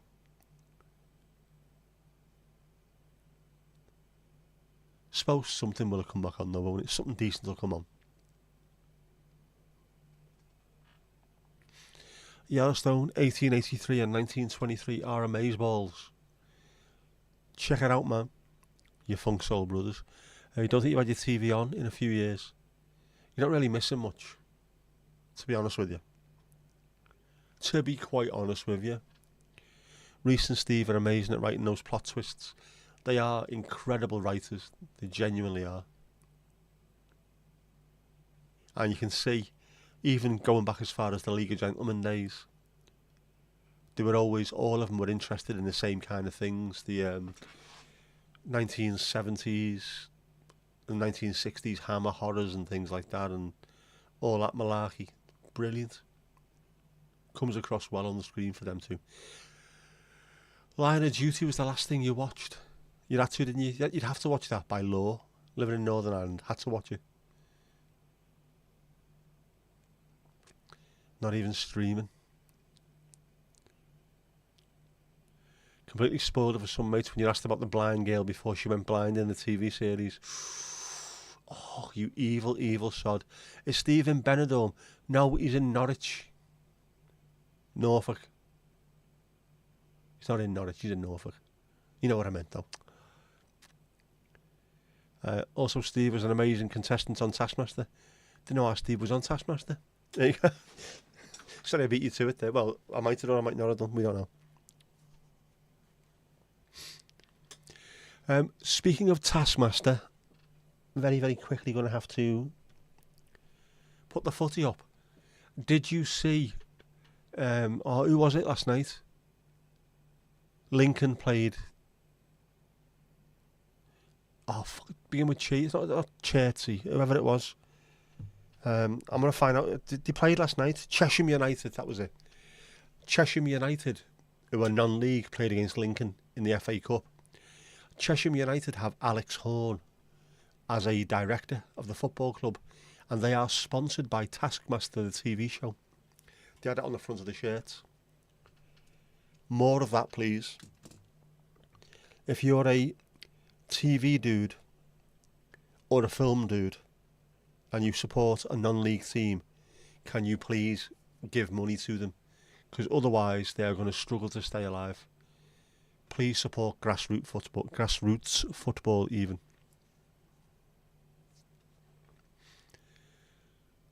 Line of Duty is good, but that girl, Vicky from This Is England. Ah, yeah, I can't remember her name, but I know what you mean.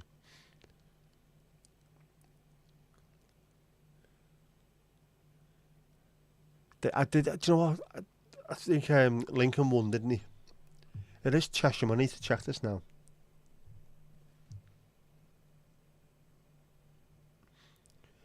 Yeah, it was Cheshire. Wasn't Chertsey. Chertsey somewhere completely different. Yeah, Lincoln won. I mean, the difference between even a Lincoln League One, I think they are, aren't they? The difference between a League One team and a non-league, being able to train at a level that they do, as much as they do during the week, is just, it's a difficult thing to overcome. And Lincoln did very well a few years ago. They got to the quarter-finals of the FA Cup and made a shitload of money out of TV. All that money that they made, the extra cash, they went and bought a training centre, bought a place and built a training centre, which would be, it wouldn't look out of place in the Premier League. And they're a League One team. So no matter what happens now, they have got training facilities that they will never ever have to move on from. That is the way you're supposed to run a football club. Don't just pay yourself an extra couple of quid because you've got TV money coming in. Look after the future of the club. Brilliant. Absolutely brilliant. Yeah, but Lincoln won 4-0.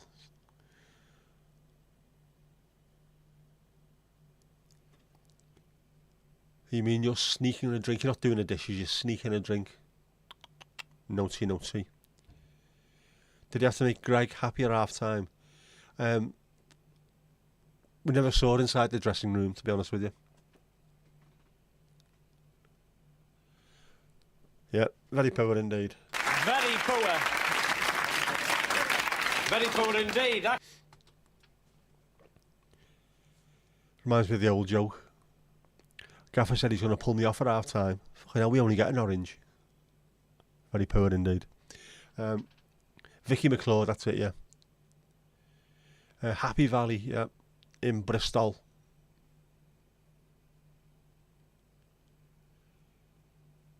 The outtakes of car share, yeah, the Smurf and Stinkray, the fish funger. Fantastic, aren't they? They are brilliant. It's always nice as well when someone's genuinely laughing. It's not for show. It is genuine. You can see Peter Kay absolutely losing it. He was the same with Phoenix Nights, the outtake to that as well. You can see, I think they're on YouTube, the outtakes from the DVDs for that. Lots of about Paddy McGuinness, get him out of my fucking eyesight. Because I can't record this while I'm looking at his face.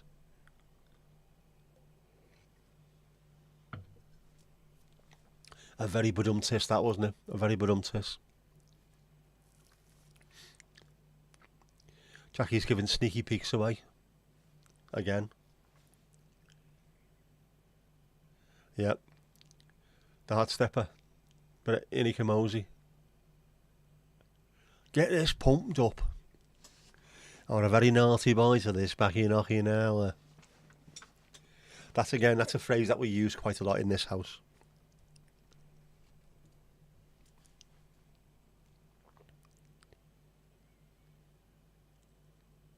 You love the look of Yellowstone, but get oddly overwhelmed with frontier American stuff. Have you ever watched Ray Mears? I think it was called How the West Was Won. That was a fantastic thing, all factual. Ray being Ray. Talking to a lot of people that are living in places where really historical things happened. Just absolutely incredible what happened back then in the old days, man. Incredible history.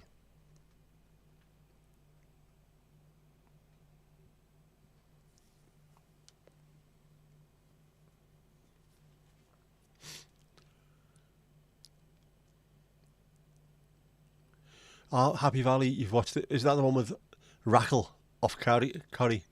Rackle, what about you? He needs to come back, doesn't he, Jim? Rackle and Sandy. Sandy, what about you?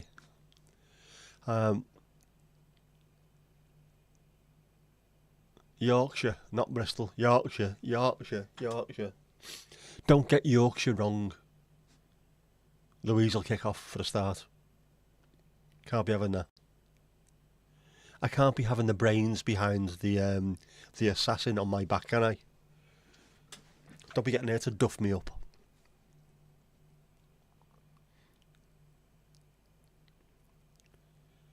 Make a note and have a look. You don't have Corrie over there. You used to have it. I think it's with the guy from 50 Shades of Grey. There used to be, I think I might have mentioned this before actually, back in the day before we had proper satellite TV and everyone all around the world can watch whatever they feel like, you used to be able to get from UK masts, the TV signal would go as far as the west coast of the Netherlands, just about. So people in Amsterdam could just about get Coronation Street from Yorkshire TV, it would have been, wouldn't it? And the people from Rotterdam were able to get EastEnders coming from London Weekend Television or BBC or wherever it was coming from. So you'd find loads of people in Amsterdam were talking English with a slight Manchester twang, and loads of people in Rotterdam were talking it with a slight Cockney twang. It was strange, very subtle but very noticeable for an English chap over there at the time. Very strange. Red Dead Redemption, I have never played that. And considering I am an absolutely huge Grand Theft Auto bod, playing from the very first GTA, the top-down one. Top-down there, by the way. Also works for Max Bygraves and a spider. Jellyfish, see, fucking hell. I'm absolutely amazing. David Attenborough. You know, so True Grit, you found the whole American West heavy. I don't really like the American West that much myself either. I think it might be an overdose on Western films. And they're always on at the shittest time of the day when there's nothing else on you can watch. And as much as I love talking pictures TV, they tend to have Western sections which bore the ever-loving tits off me.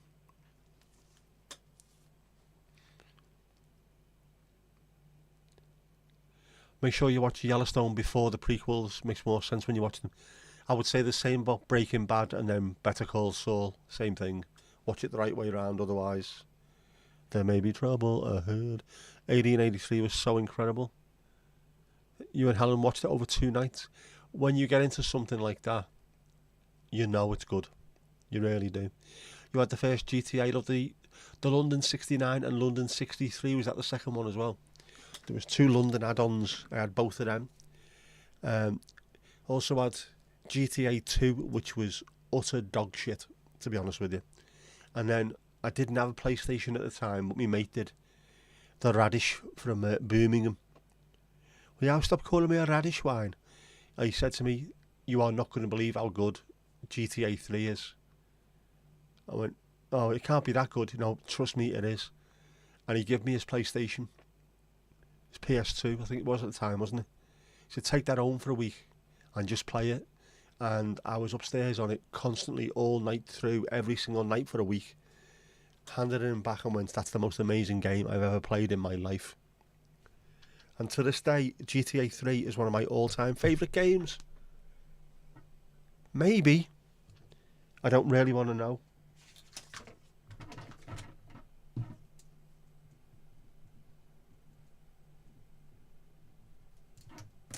There you go. Top 5 games. Because I'm a gamer. Which are the ones that actually turned me into a gamer? What are the ones that really meant something to me? There'll be stuff about this. There will be stuff about this. Already the brain's moving. Unfortunately, it's moving in reverse, but there you go. GTA Grand Theft Auto, the game, yeah. GTA 3 went from the top down of 1 with the expansions and then 2 and went to the first 3D first person, or, well, third person, wasn't it really, because you're behind him. You're behind Claude.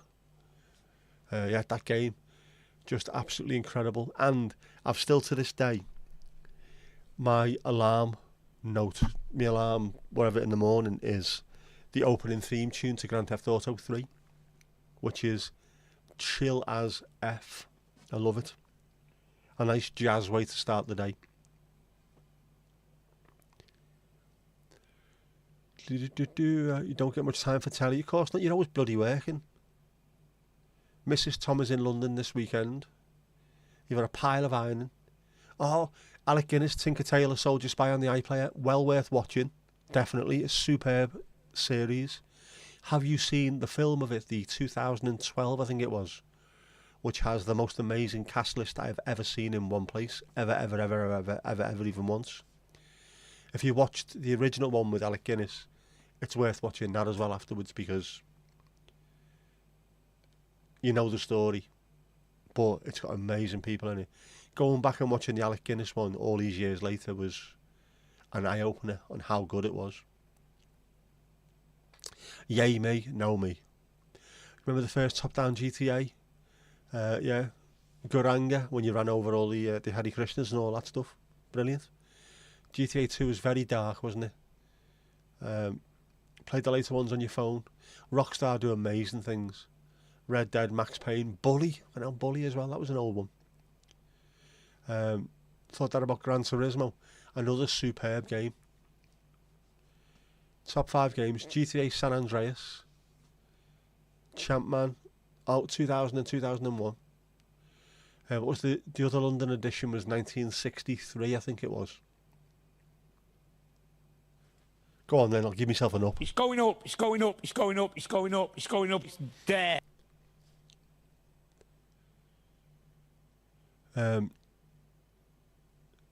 Thinking instead of resetting to 0 and leveling up loads, put myself at level 50.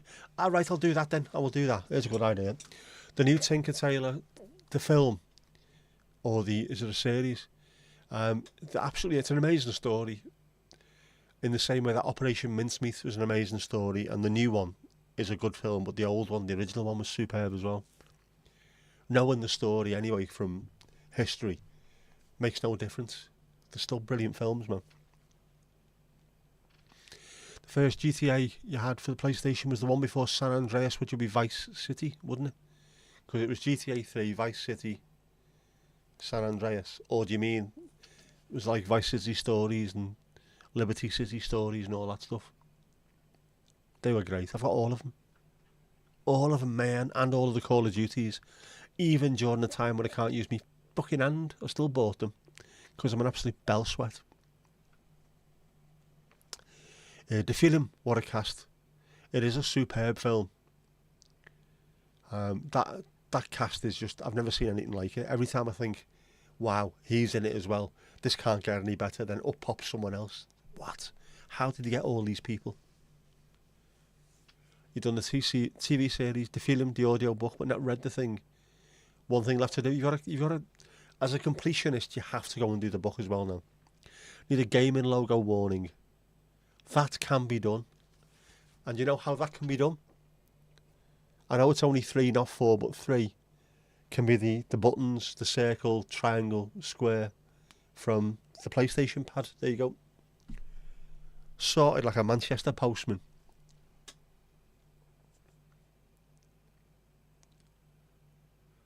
Got Apple TV, Slow Horses, brilliant as well. Yeah, I'm gonna have to sign up for Apple TV just for I want that Robin Hood thing. Is it Robin Hood? No, it wasn't Robin Hood, was it? Noel Fielding. Can't fucking remember now. Garanga, yeah, brilliant.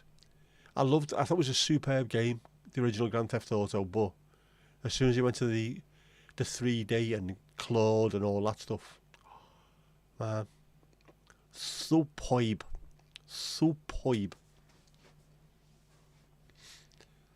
It makes a change from football. Give us a break, will you? Read the first Slow Horses books. The TV series gets better as the books tail off. All right.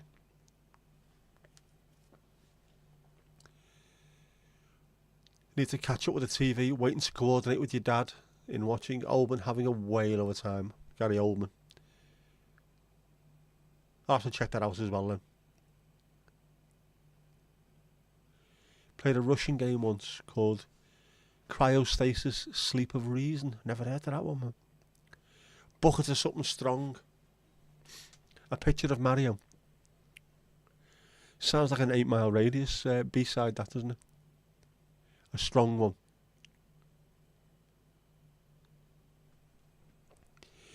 Having said that, man, there was a demon on a tabletop. Sorry, you were a demon on tabletop Williams Defender. Is that the ones that you used to have in the pubs as well?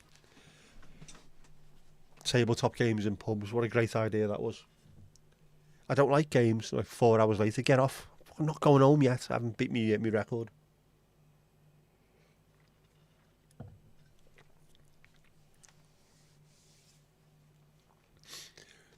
Tom, have you healed a bit, have you?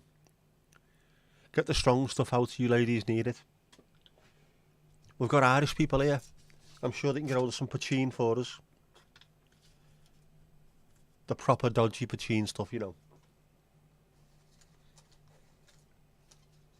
The real heavy shizzle. That too. Oh, bit more beat. I love that cover, the Beastie Boys cover. Fight for Your Right. That is a superb cover. So simple, so effective. I tried to remake that, didn't I?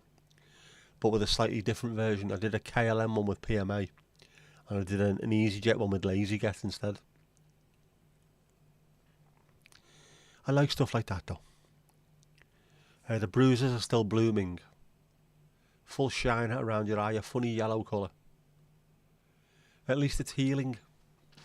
The bruises means it's all healing, man. You're getting better. Just tell everyone you did it, fighting the Taliban, you be sound. Time to ill. Superb. Oh, hello. Have a look what's on now. It's there.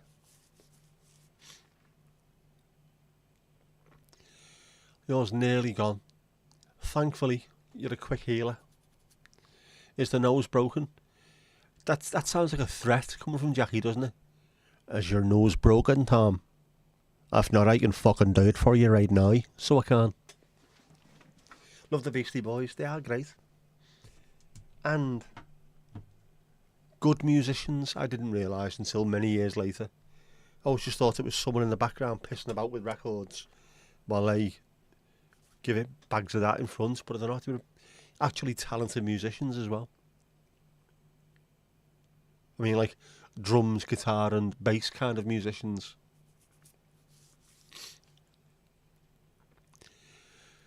It's a different shape and direction to how it was. So that would explain, or that would suggest rather to me, that if it's in a different direction and it's sore, it is broke. So if you need an ENT referral, make sure you get it straightened, because it will otherwise affect your breathing, your sleep, everything in future years. Does sound very broken. So I mean, fucking hell, mine is not supposed to be this shape like that with an S at the top of it where I can't breathe, the bastard thing, but I never got mine straightened and I should have done.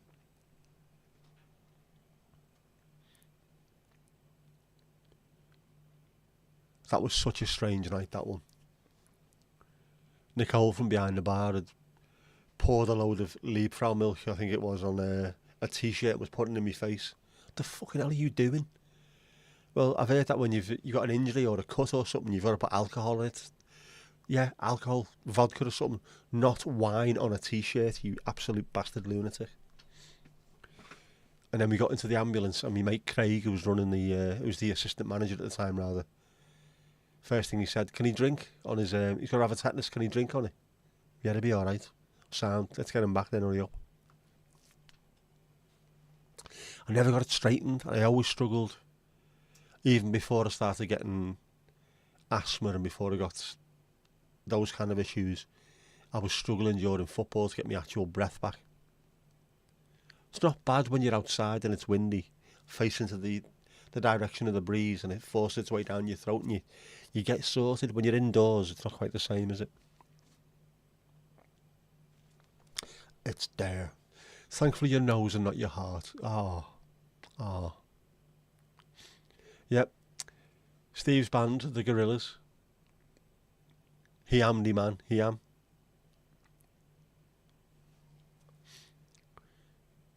If we wouldn't get a strike, possibly have the dancing gorilla dancing to some gorillas. It'd work quite well, wouldn't it? Getting the works done on it. It was big enough beforehand to get it straightened and reduced. How about the nose as well?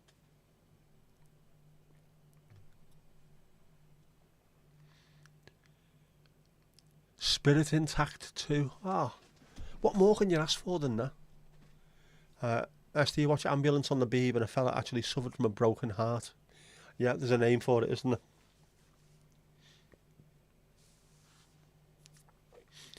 Shame we don't play rugby. They straighten it on the pitch. They do, and they also put fingers back in sockets and things like that. And you play on with a ruptured testicle. And then you go and get your loser's medal in the grand final. And then you do your interviews, and then you go to hospital and get it fixed.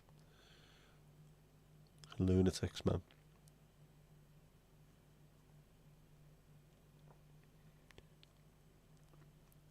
I think you've seen that one. It's there is a name for it, isn't it? Which, it sounds stupid. You can't die of a broken heart. Actually, you can, and did. People did.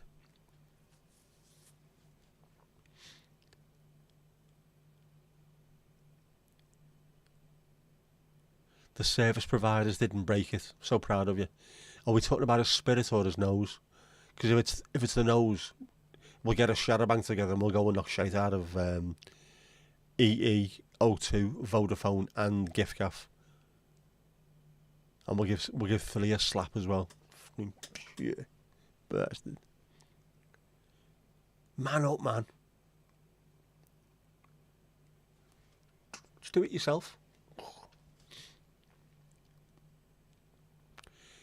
It was funny when I got mine done. I was in the hospital. He went, right, can you just very, very gently blow your nose?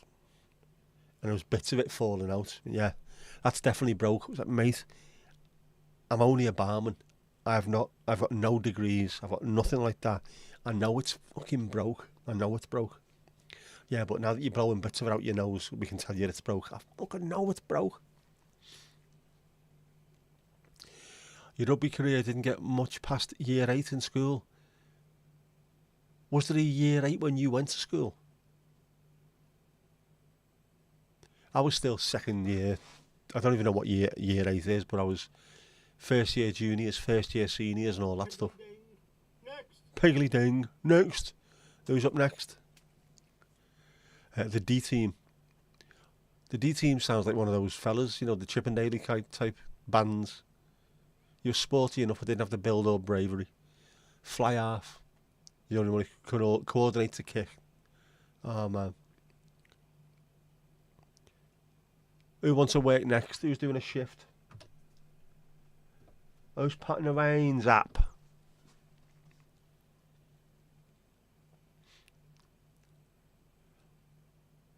You say you can die with a broken heart. Couples married for 50 or 60 years, it happens to them, yeah. Ali, ali, oh. There you go, there you go. You're a sensitive soul, you are. Nothing wrong with being a sensitive soul, I am myself. I've had to explain that to people. There's nothing wrong with that. Don't have to all be hyper-aggressive beakheads bouncing around town with a Monterex fucking hoodie on or whatever it is. Lad! What, lad? How you doing, lad? Is there any need for that? Just be nice, ask nicely. I was being nice!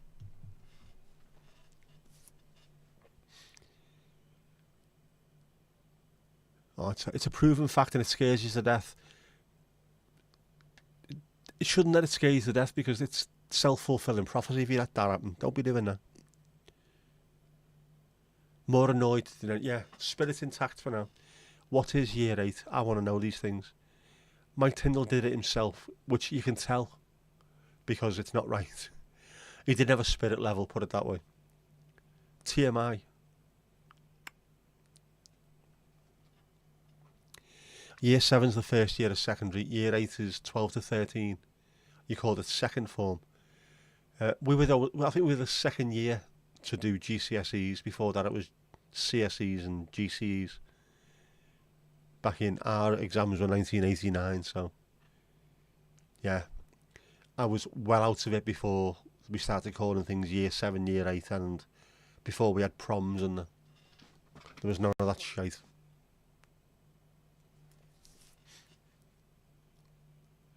It is the one married to the royal.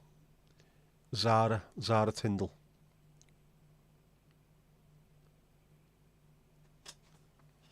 That's why I always say rugby league is much better than rugby union.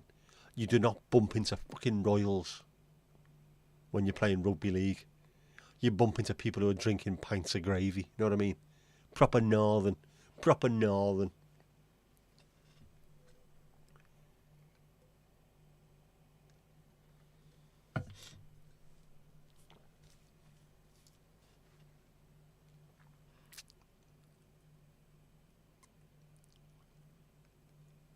You went into big school. It was first and second year. Same for me. Exactly the same for me. Yeah, same. You had GCSE and A level. That's what we had. Steve, you had CSE. I know it might have been different around the country, but as I say, I took mine in 1989, and we were only the second year. The year before us did it, but before that it was CSE and GCE. The previous year to us was the very first to do GCSE, which was the combined. And it was very confusing and very tough because he never got it right to begin with. So much so that we did the northern, I think the IT course that we did, or computer studies, was the northern syllabus, and we ended up doing the southern syllabus exam. None of us had a clue. Well, you can stay on in sixth form and redo it if you want. Knobheads.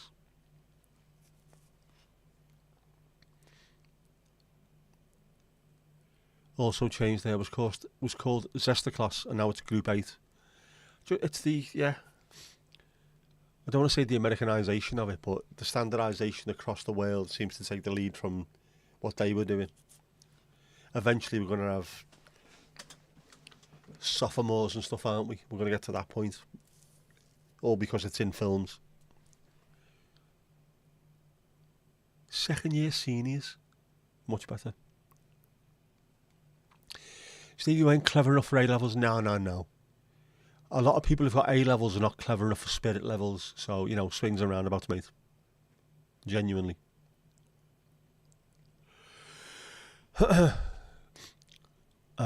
Jackie, you finished school in 1986. You only started in 1983. Speaks volumes.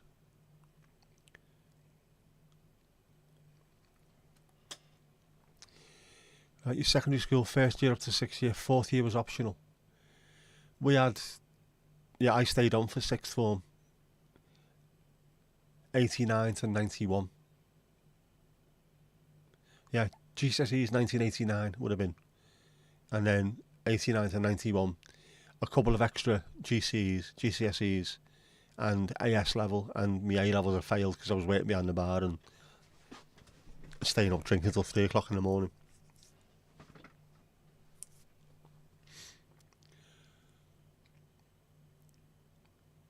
You failed your A-levels, yes I know, but I was learning how to play guitar by one of the best guitarists I've ever seen in the world, ever. So I think I'll win. Jackie, you're so old. Man, that's why you said nout. Esther, you left in 86 as well and left home at the same time. Fucking Jesus. I was only 13 in 86. I was a smidge under 5'8", whatever it was, I don't know. Mandy's silence, you could have put down to, oh, the internet's dropped out again, because we haven't got internet here in North Wales. It gets brought in every day in buckets. Didn't go to uni until 2000 after returning to education in 97. You should be proud of that. Not just thinking 86, that's it, I'm done, balls to it. Actually bothering your ass to go back. And improving yourself. Although, Jackie, how could you improve on perfection? Very poor.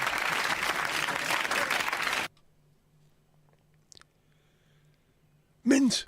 Jeff, yep. You finished secondary school in 96. I feel old. You ladies not old at all. Age is but a number, don't forget that. And I have said this before, and I absolutely 100% agree with this. The old nowadays isn't old anymore. When I was young, people who were 40 were old. People who were 50 were old, and they used to act old. People who are my age, as I am now, back then, would look like they were in the 70s. They look like they'd given up on life.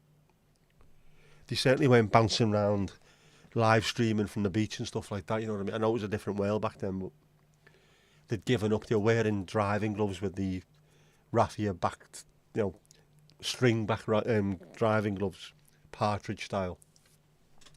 Wearing slacks from M&S. All that kind of stuff. There's people, people in the 60s and 70s now look much younger and act much younger and are probably physically younger than people were back then when they were in the 50s. Because they eat better. In general, eat better. Bit more understanding of nutrition and what you should and shouldn't be doing. Possibly don't drink as much. And also don't work down the mines and things like that. And not smoking 60 silk cut or 60 senior service rather every day. Know what I mean? Helen left school in 84 and you left in 87. 2 good years that. FA Cup win 84, League win 87.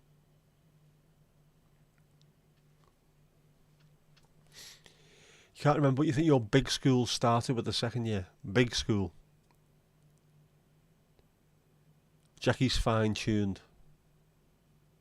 Like a wireless. Esther 96, you were divorced. Euro 96, was it down to that? Arguing over that one.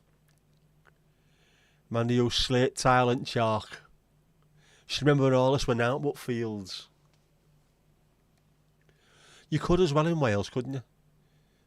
Slates everywhere. Just pick them up on your way into school. Big school, you also said grote school after klote school. 96 divorce for Jackie as well. Was that another Euro 96 divorce? You did have a wooden desk when you lift a lift-up lid and an inkwell with a slidey brass cover. So did we. They'd have been the same bloody ones. I also had my French textbook which had John Parrott's name in it because he was in our school before I was. New Hayes Community Comprehensive School in Allerton in Liverpool. And the headmaster said to him, "Give up on this idea of snooker, you'll never make anything of it." He went on to become the world champion, but you know, what the teachers know. You zijn zussen, you are sisters, doing it for yourselves. Casper only started school in 95. Evil.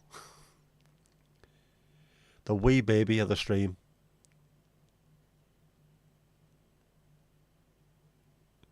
Jesus, Mary, Joseph and the wee baby of the stream, Casper. There you go. No brass cover on your wooden desk. Was it sold at that point? Had someone weighed them in?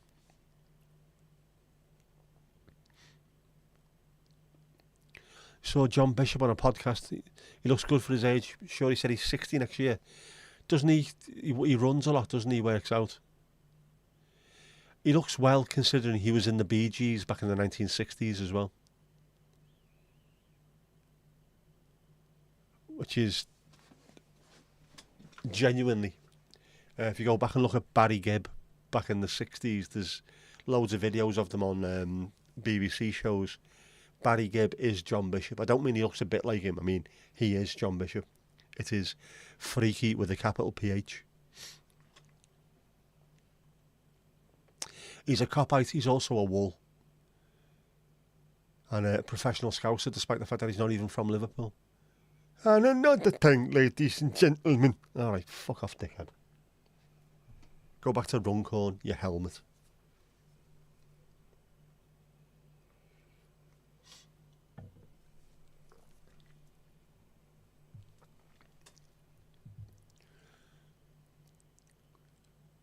You'd need 6 months of training to be a wool. That's how bad it is in Runcorn.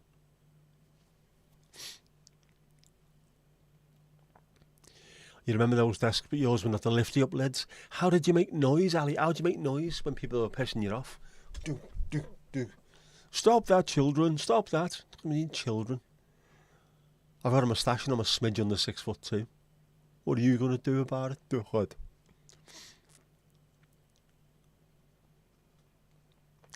One science teacher who insisted you only use fountain pens in her lessons. Is that because she was a science teacher and she was using new technology? Everyone else made you use a quill and parchment. Is that what it is? Is that what it is, Mandy? The Barry Gibb thing is absolutely uncanny. Should we see if we can find him?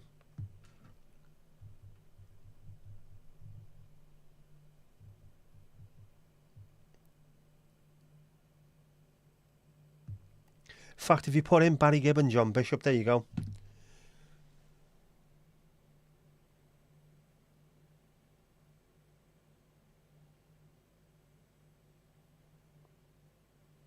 It's mad, isn't it?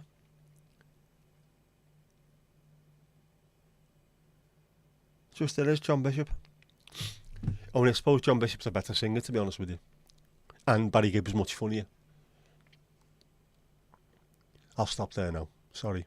If you're watching, John, I do apologise. You unfunny wool prick. You had wooden desks in school.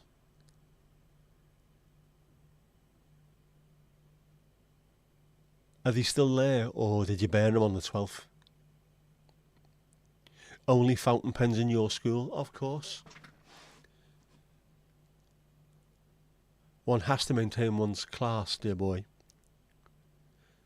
You sound very, very Charles Emerson Winchester where you went to school. Did you go to Harvard?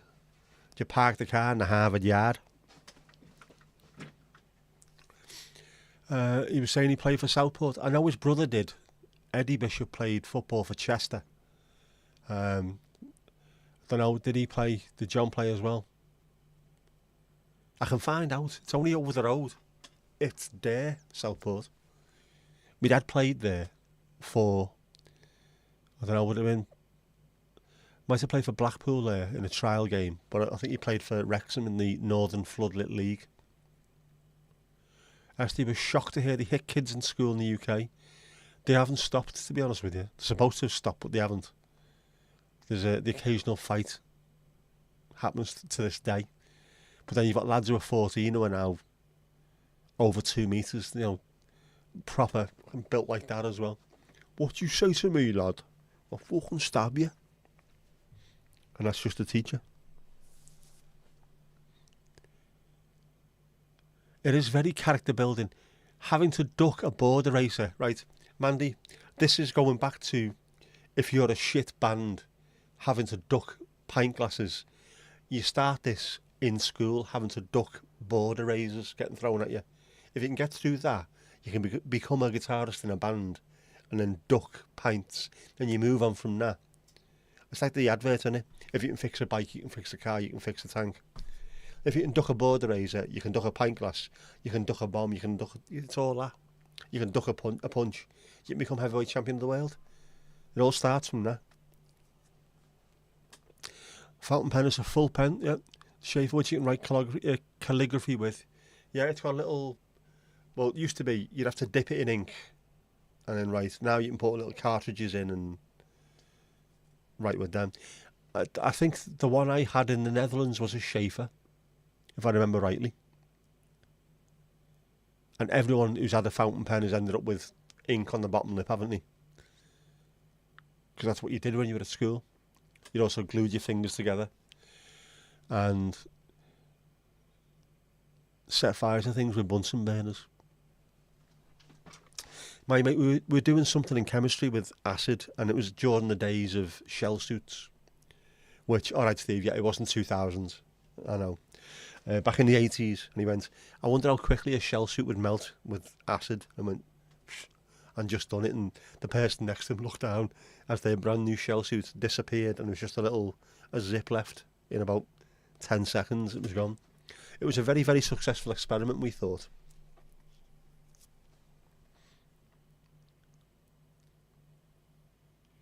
Always a fountain pen in your uniform. Top to this day, less used now. Do you still have the little blue splodge at the bottom now where you forgot to put the cap on properly?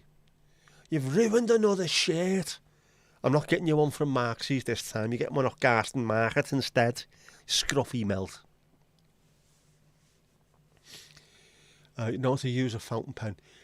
If you're good at it, fountain pens can look like nothing else. They're absolutely stunning, but if you're a scruffy sod like me who's writing his piss poor at the best of times, stick with a biro. Stick with biro. Yeah, draw ink into it, or it's got a cartridge. Put your cartridge in the top, press it down so it knocks the ball up. And then another teacher's nickname was Thumper, not because he was a Disney bunny either. We had Purple Bailey. He had an Austin Metro, and he changed the Austin to say Tina on the back. He always had a drool mark on his... Was it a jumper or was it a body warmer? I want to say body warmer. Or, sleeveless little cardy thing. He got done for sending love letters to a 14-year-old girl. So Purple Bailey was actually a very apt name for him. Dodgy fucker. Been illegal to hit kids in school since 1970. It's 97 at home here.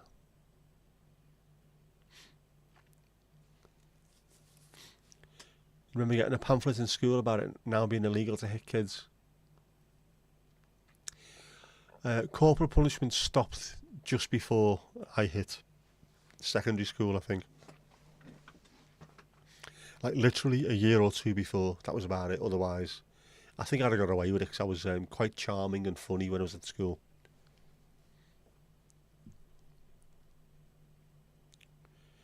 A Royal Blue Alarmy Foundation pen, very nice. You had a Parker. Oh, I say. Acid, yeah, only for the headstrong. Makes you want to dance. Acid. Some people used to flick the fountain pen, the ink. Was that your perfect cousin? No, it's Sabuto. He used to flick their kick, didn't he? Are Bunsen burners still used in schools? They should be, if you're doing experiments. The classes that we had, there would be a big, one of those massive, looked like a key that would open a castle door, one of those, to get into classrooms, with a bit of hairy string and a block of wood with the number on it. And that got set on fire one day, put in a clamp and melted.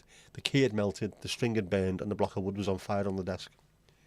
What has happened here, boys? We burned that. Why? It was an experiment. That's it. That's it. What do you mean, that's it? Fucking idiots.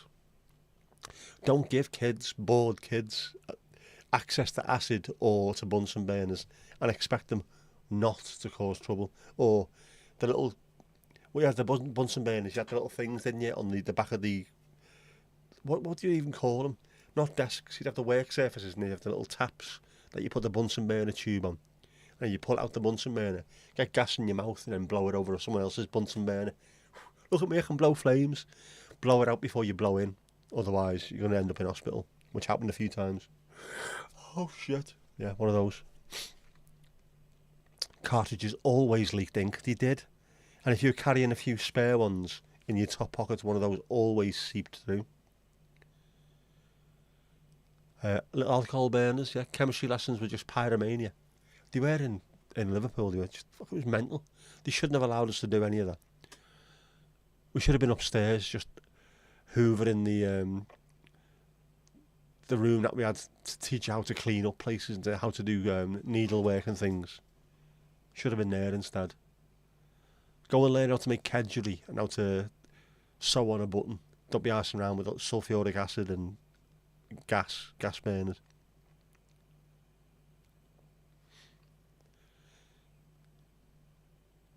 Even though your mother started in 70 when it was illegal, they got hit a lot. Fuckers, aren't they, teachers? It's the only bit of power that they've got. That power over little kids. I'll go and scare them. Pricks. That soon stopped, I noticed. Like I say, when you're 14 and you're 6'4", and the teachers, you're standing over them and they're looking at you with their neck getting sore. Think to myself, you were a prick to me 2 years ago. Look at you now, you're cowering. Why are you like that with people? Don't do it again, because this could happen to you. I'm the nice person. I'm not smacking you in the mouth. Someone else might do. Gas taps, lighting them as well. Everyone did it. And then teachers going mad. Why did you do that? Because my older brother used to do it and said it was hilarious. Especially if you lit every single one and walked out and you watched someone panicking in the background trying to turn them all off. You think you're funny?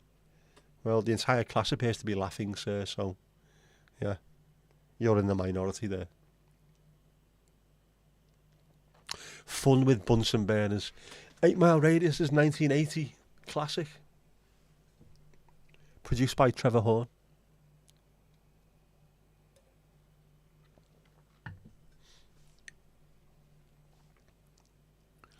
Nederland was quite liberal then. By comparison, no hitting, legal homosexuality, yeah, just live and let live. Don't batter kids, they're not going to learn much from it. Well, some will improve by getting smacked everywhere. Others, on the other hand, just became nasty and took it out on other people. And quite a few people as well who were, don't want to say bullied in school, who were treated badly by teachers in school, ended up not making it to adulthood, unfortunately. Through their own hands.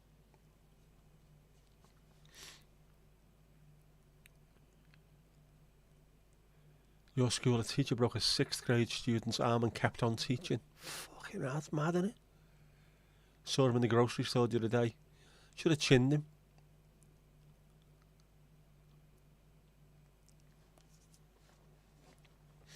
girls did home economics and needlework while the boys did woodwork and metalwork.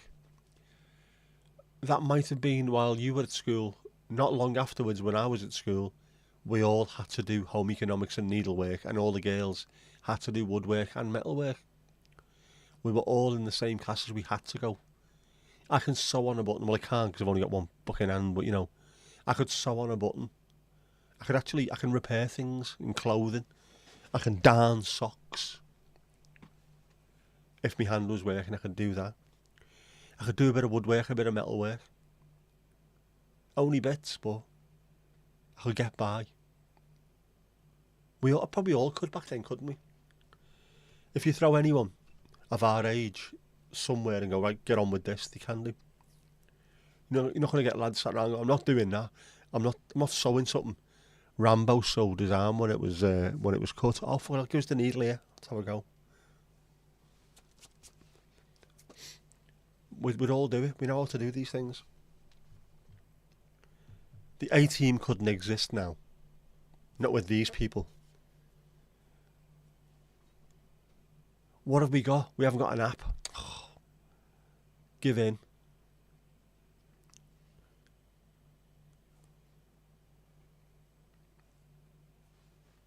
Wankers.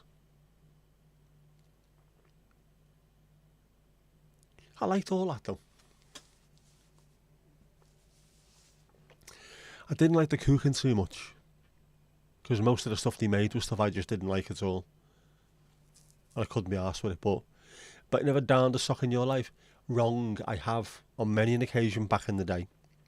Back in the day when you weren't allowed to just throw them in the bin and buy new ones. Now, bin, buy new. But I have also fixed clothing before. Proper. When the seams come undone, right sound, I'll do that. I'll fix that, because I can. Done loads of it.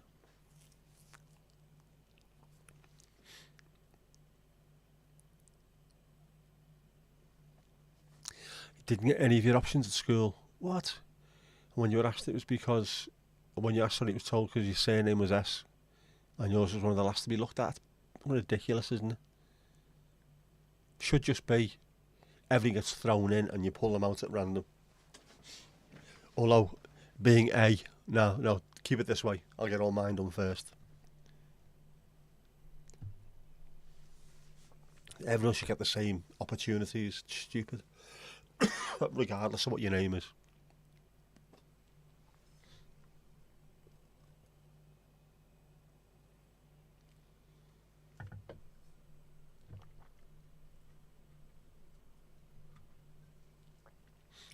That's another good cup of tea, that one.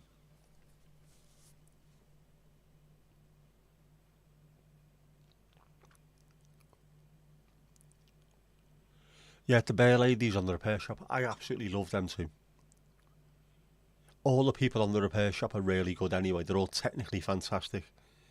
And the care that they put into things for other people is amazing. But the bear ladies, they'll pick up a bear as though it's a baby. You know, you won't just grab one up by its head. It's always held properly, and they take real care over it, don't they? Knowing how much the person who's brought it in absolutely adores that thing. Very, very respectful. I like that. And they are stupidly talented, them people. Steve can do anything, I'm convinced. It must be a name thing.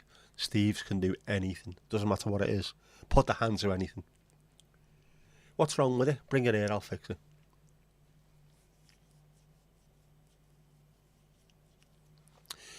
Three of your mum's siblings are left-handed but were forced to write with the right hand. Yep. Got punished. That used to happen here. I think even in my day, you'd get the cane if you tried to use your left hand to write, until you just carry on using the right hand. Just stupid, draconian measures, you know what I mean? My daughter's left-handed. I don't like the idea of her going into school and having to learn to write right-handed because someone's next to her with a cane smacking her, or a ruler over the knuckles. Mad, innit? Got a kind of license to sewing machines in the 4th grade. We used sewing machines. I was bloody awful at that.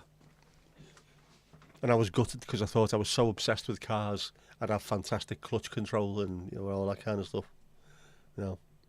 Foot down. I was like Jeremy Clarkson when it came to using the sewing machine. Power! Nope. When it came to options, you wanted to do CSE physics, but they made you do O level. Was there a difference? Was there a big difference, rather?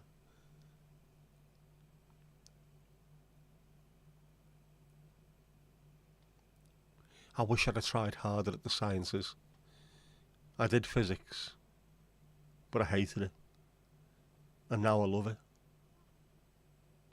Because I don't think it's the kind of thing that, unless you are really in a family of people who love physics, it's not the kind of thing you fall into, really, is it, until you're older.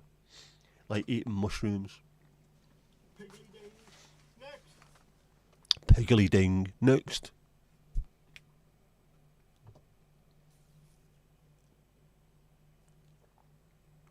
Did you pass? Did you pass?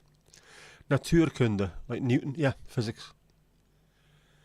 Not chemistry, chemicals, not biology, living things and all that kind of stuff, no. Moving planets and things moving through the air and all that kind of jazz. Natuurkunde.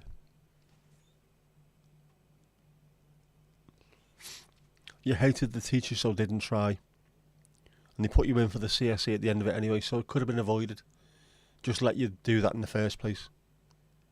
Waiters. You wanted woodwork and got metalwork. You wanted technical drawing and got home economics. What?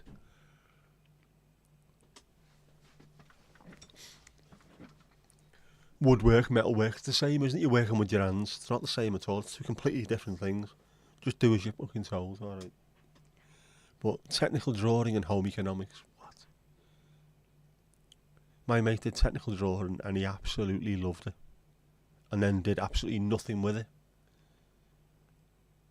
He now is to be found wandering around mountains all over the UK at the moment. And is still cycling everywhere. His name's Eddie. It was Eddy, after Eddie Merckx, the Belgian Tour de France rider. But he's had to change it to Eddie because so many people kept getting it wrong. He got pissed off in the end. I'll have to ask him. Now that you changed it to Eddie, are people still now calling you Eddy or what? Is that the way it works? Ali out. No worries. You can stay on. You still became a builder. You didn't become a builder, Steve. You became Steve the Builder, man. The one and only. You did tech drawing, Mandy. Didn't do great then, but your plans for room rearranging are epic. Is this because you did the tech drawing in the first place? Is this cause and effect? Is this what happened?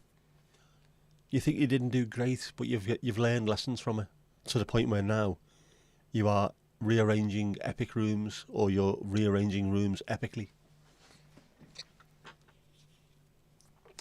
Yeah, the upside of home economics, there's just two of you fellas in a class full of girls playing the long game there.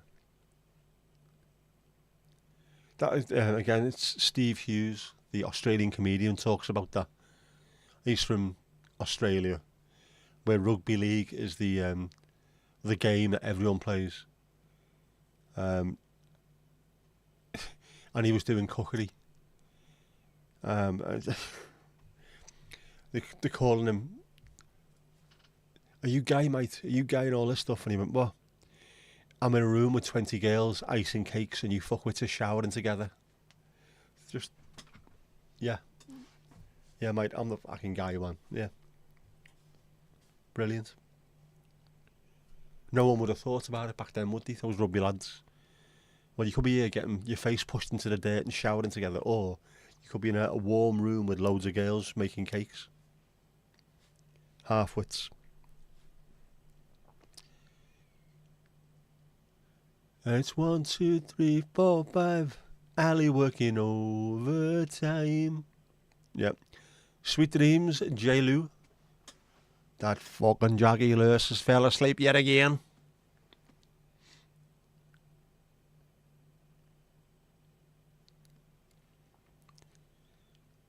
Mind you, if I had to listen to me for 2.5 hours, I'd be asleep as well. To be fair. That's why I can't watch myself in the morning. I'll be asleep.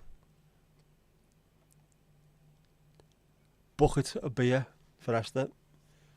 Good thinking. Although you'd be pissing like a racehorse. Morning, Jackie. Oh, man. Have you noticed I've stopped sneezing, but my back's now sore?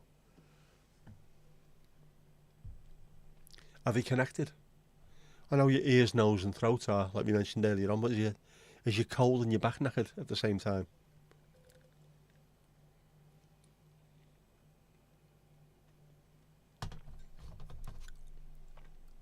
Thermos, because you're worth it. I'll have to make another cup of tea before I go to bed later. I've been doing that. Been making one of these full of tea. So when I come in and watch MASH later, I'll put my feet up, lie back on bed, and I've got a nice mug of Earl Grey next to the bed. Although that does make me have to get up about 20 times before I go to sleep.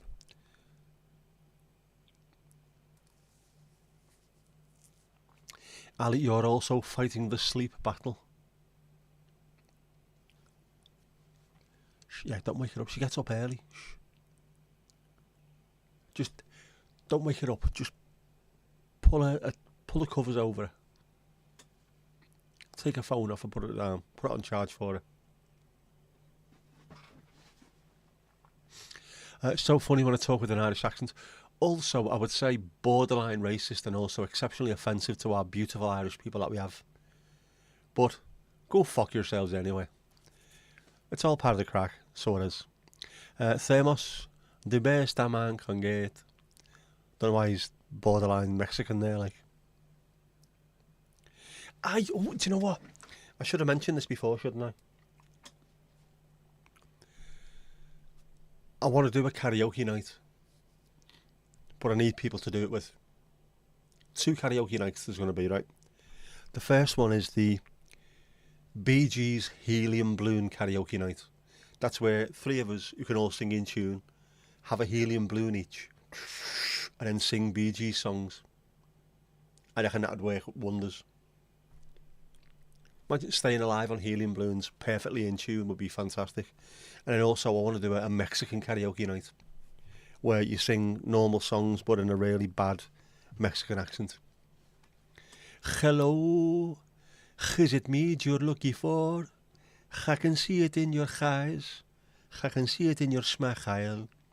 You're all I ever wanted when your arms are open wide. That kind of thing. So, we'll try and get that sorted for one of these days. Don't know, we have to do it as a panel. 3 people on the screen, all singing with a helium balloon, singing Bee Gees tunes. Would it work? I think it'd work. Yeah, don't fight it, Ali. Just drift away. Close your eyes. Imagine a babbling brook. You're feeling very sleepy. Gonna battle through it, is right. Sound just like Jackie. I do. I sound just like Jackie. I sound like that Jackie fucking Lewis one, you know. You thought helium was banned in shops now? Is it? Is it really? What did he put in balloons then? Because I know you can still buy gas canisters to fill balloons up. Do you need to sign a waiver for that or something?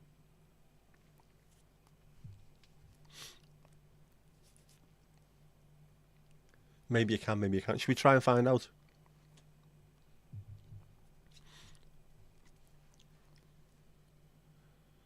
It should be banned, yep.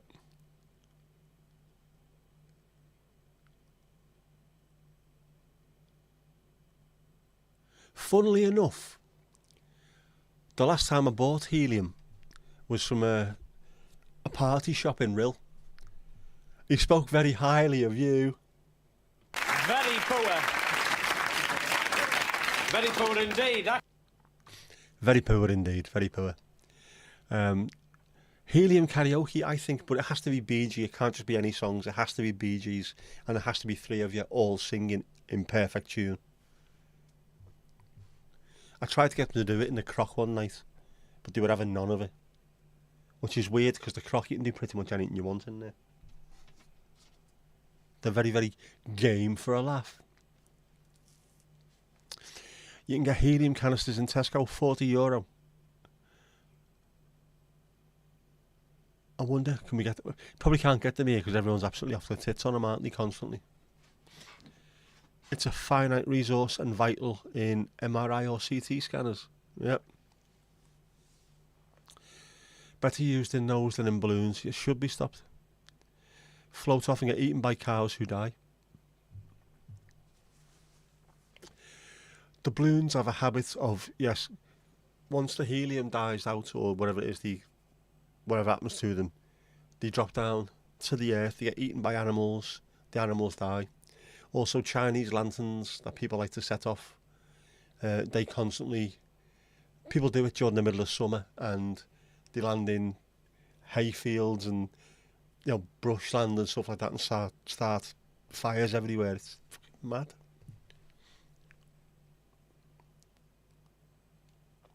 I like those First 48 and things like that. You get on the whatever channel it is, ID and things, those stuff, and it's normally a gang member's been iced by some other gang member, and then all his family are setting balloons off. Oh, he was such a nice lad. He wouldn't hurt anybody, so we're here to celebrate his life, and they're all putting balloons up in the air. Well, them balloons are going to end up getting rid of all these animals, but also he's got 27 confirmed headshots to himself anyway, so he wasn't a lovely lad at all, was he? He was trying to get a job as a mechanic in a shop. He just shot 9 people. It was revenge. But yeah, always sending balloons up. Don't. Stop doing it, man. Does nobody know these things? We don't want that. If the carbon dioxide canister that are banned, alright. Are they the little silver ones that you find everywhere? Are they nitrous? Formby Station is always full of those little silver canisters.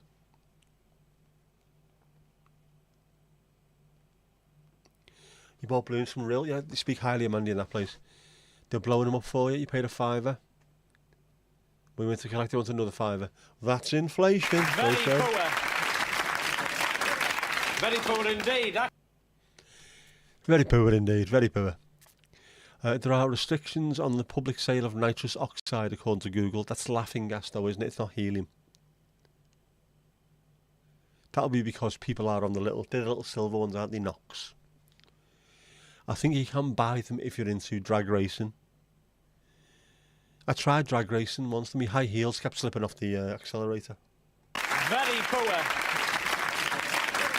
Very poor indeed. Very poor indeed. Yeah, if you go to Formby Station, Formby's supposed to be a nice place, full of rich folks and nice peeps, and yet the car park is constantly littered with them. It's as though Tarquin and Emily Jane are all going there and getting palooka-villed in the dressing room in the car park. But although I haven't been there for about 3 years, so I wouldn't know, would I?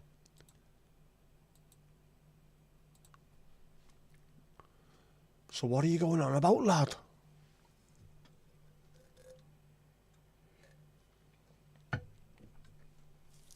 Although I'm in Formby tomorrow night, aren't I?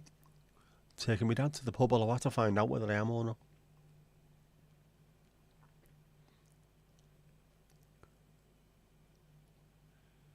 The little silver canisters are from the whipped cream charges, aren't they? Used for balloons of the deli inhaling palooka kind, it is. They are constantly, oh yeah, laughing gas, that's noxide. Nitrous oxide, NOx. That's the same stuff, Esther. That's the little silver bottles, nitrous oxide. That's in the squirty cream thing. Bucket of brushy for Mandy. Don't know why I said it in that accent, because it's not your accent at all, is it? Hey, oh, Mandy, you've deserved another brushy there for putting up with these shit jokes. And for also jugling knocks. But knocks is used in it'd be track cars, won't it?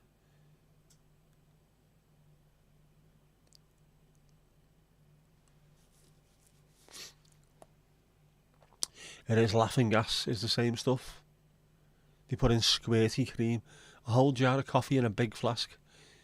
No jars of coffee. If you've seen Adam's videos, he's not happy with them. I know what he means. Difference between instant and just normal coffee is, even at the very bottom level, is huge, man. Just make proper coffee, it's easy.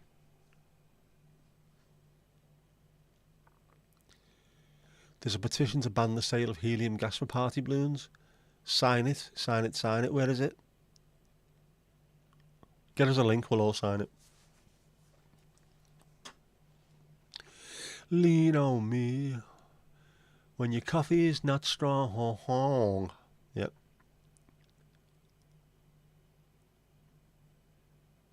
Sign it, Mandy, sign it. Have I cracked the window on the car for Mandy? I've left the boot open a slight amount, but I've kept it tied up so she can't get out. If you play your cards right, Mandy, I will bring you another goo later. Any noise though, any banging on the side trying to get people to stop and help you, that's it. The lights will be off for the rest of the night.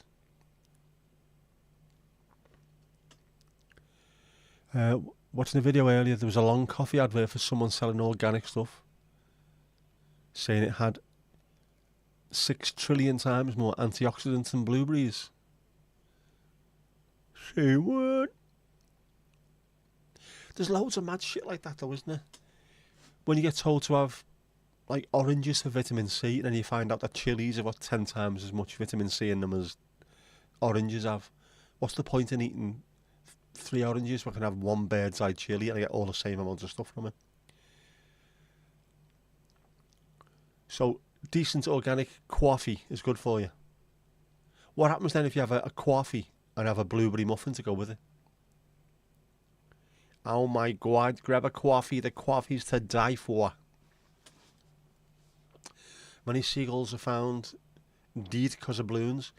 They get everywhere. They just reach a certain level, don't they? And then they flutter down. Things try to eat them and then can't survive. Stop. And we know about this. So why are they still selling them?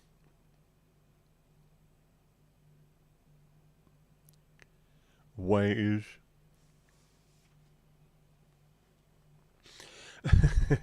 Yes, if you lent on Ali, you would go base over apex. You'll stand against the wall. That makes it a slightly different proposition. I would have thought that one.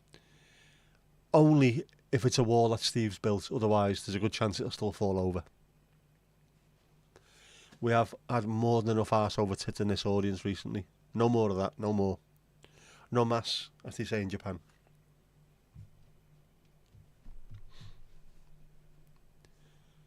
Big hello to the 6,000 people watching over on Twitch. Loving your work, peeps. Sound like Fran Drescher now, yeah. Full of the impressions tonight. Oh my God. I need a coffee. I'm basically Mike Yarwood, aren't I? A thinking man's Mike Yarwood.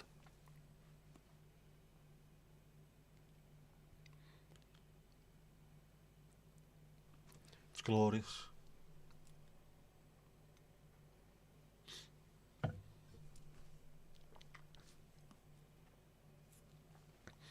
Gonna watch on Twitch one of these nights. It's brilliant. Just don't shout too loud because it'll echo everywhere. It doesn't combine the chat, that's the problem. It doesn't combine the chat. Know what I mean?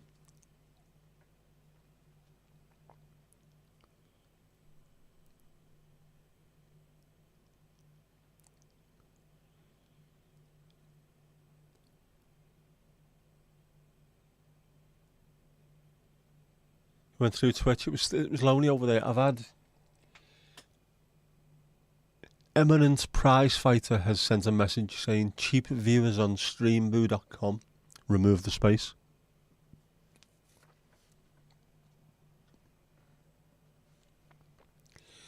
That's pretty much the only messages that we get on that particular platform is done by people that get first time chatted and kicked off the platform. And me writing myself messages like this. Hello. The Twitch channel might take off if there's some pause times GTA streaming. Once the hand is working, there may well be some live streaming on there anyway. Call of Duty, GTA, anything like that I'm playing. Not that I'm the best in the world at it, but just so I'm not on my own while I'm playing. Even though I'll be on my own while I'm playing, I'll still be talking away because I like it. And that's the way it is. Only on the chat by my head, which you don't read. Of course you don't. You're too busy looking at me, being the talent, obviously. Sorry, just made myself sick there. Yeah, it gets combined into this chat on this screen, but not when you're looking at it on the YouTube one or the Twitch one yourself. Unfortunatamente. Explain for the clueless Dutchie, tit over ass or ass over tit is when you fall over. If you go an ass over tit, it means that part that should be below is suddenly above and round, and off you go. Falling over. Ass over tit, base over apex, also mentioned. Head over heels is a yes. It would make a very, very different slant on Tears for Fears. Something happened and I'm arse over tit. Doesn't quite sound the same, does it?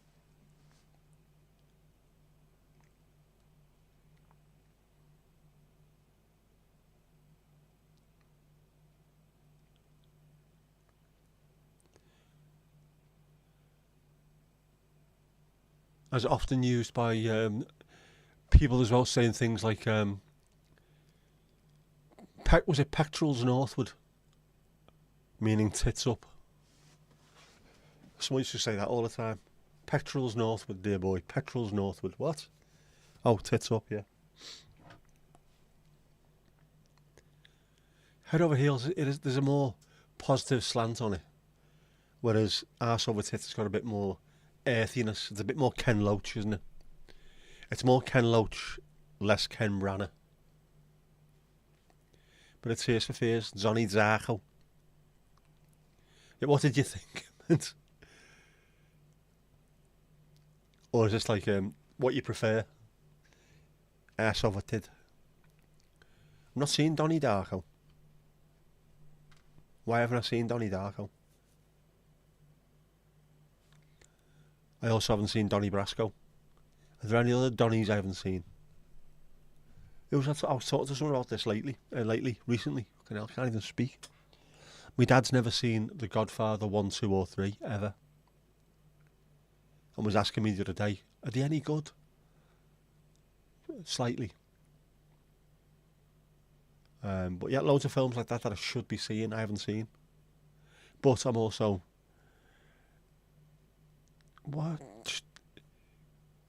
What film was there a film? Gary Jules, was it? Mad World.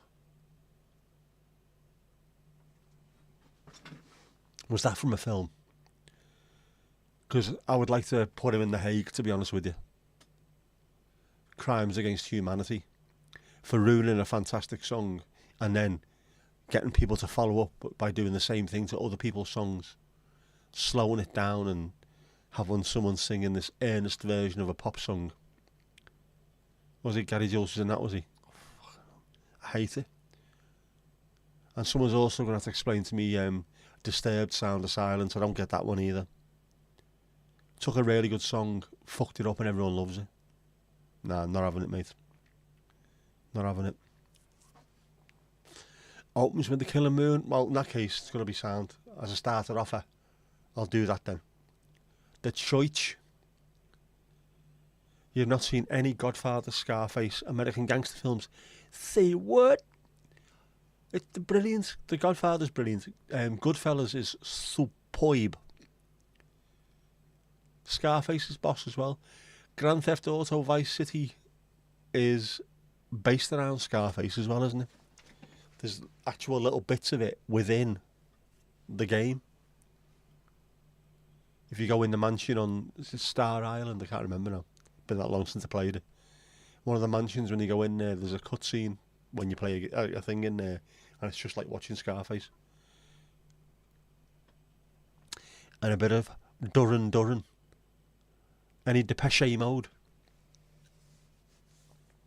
Can't beat Killing Moon. Killing Moon, what a tune.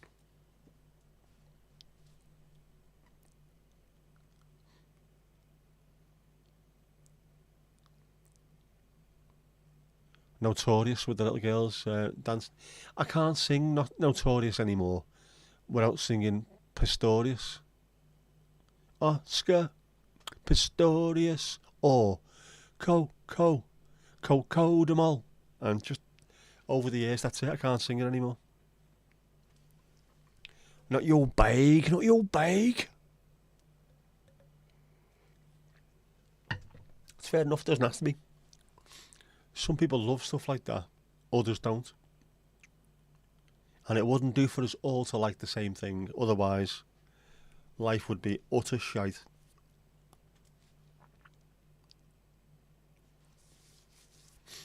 So you watch what you want to watch, enjoy what you want to enjoy.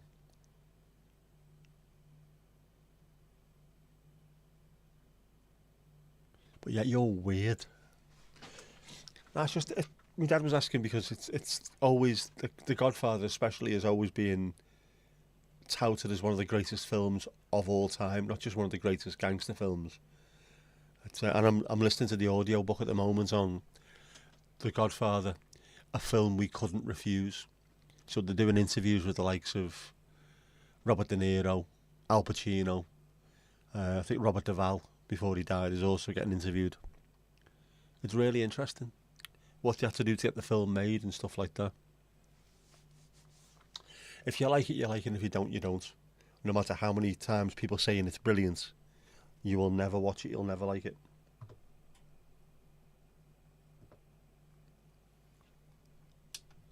Know what I mean, bruv?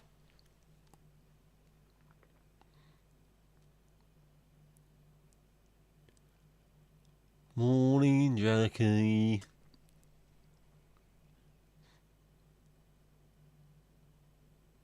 I wonder if she's got pissed off with that yet.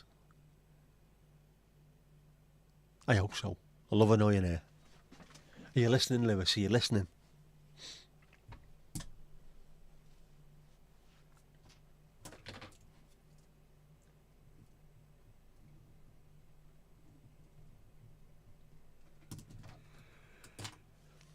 Genuinely, I've just written something and I can't read my own writing. Even though I know what's on there, I still can't read it. It's pathetic, isn't it?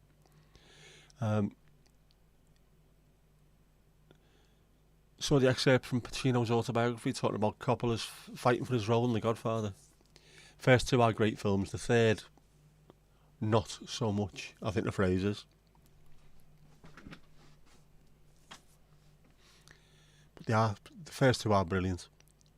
And he was a complete unknown as well, wasn't he? Al Pacino at that point. He was just like a wannabe jobbing actor. And all of a sudden he was given pretty much one of the lead roles in one of the biggest films, or one of the biggest films of all time. Mad.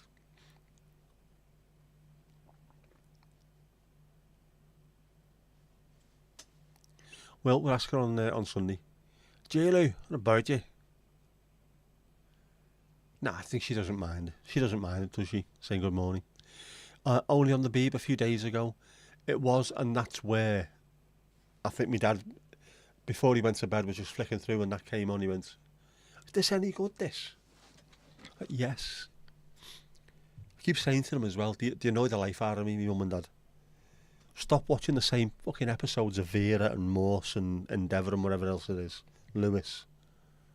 You've got every single streaming platform you can possibly think of I subscribe to, apart from Apple at the moment, and I'll do that soon anyway. Just have a look what's on these things and play them overnight. Not watched any of The Sopranos, Breaking Bad. My dad's watched The Wire, but apart from that, they've not watched any of these things. Just put them on overnight. There's about 900 series of these things, so they'll keep you going for ages. You won't be moaning about there being nothing on telly at all. You'll be able to watch 2 or 3 episodes a night for months. Oh, we'll get round to that. And then the following day, fucking Vera. A complete unknown and very, very handsome. In the good old days as well, before his voice went completely... have a look at what you sent, but don't play it. Oh, Ali, oh.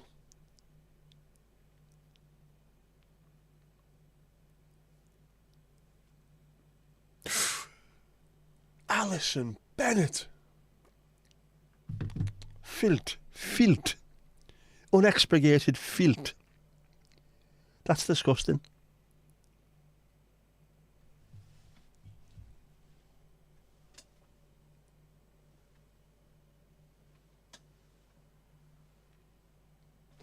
Ooh. It's a Richie Kavanagh song. Don't worry, it's a Richie Kavanagh song. Filth. Absolute filth. Anyone watch that Sherwood on the BBC? Not Tim Sherwood, was it? With his gilet. Fucking Tim Sherwood gilets. You've got The Wire to do. The Wire, The Sopranos and Breaking Bad are always mentioned in the top 3 of all-time TV shows. I've not watched The Wire. I've watched The Sopranos and I've also watched Breaking Bad, so I probably should do all the last one and make it all 3. Making weird screeching noises now when I breathe in.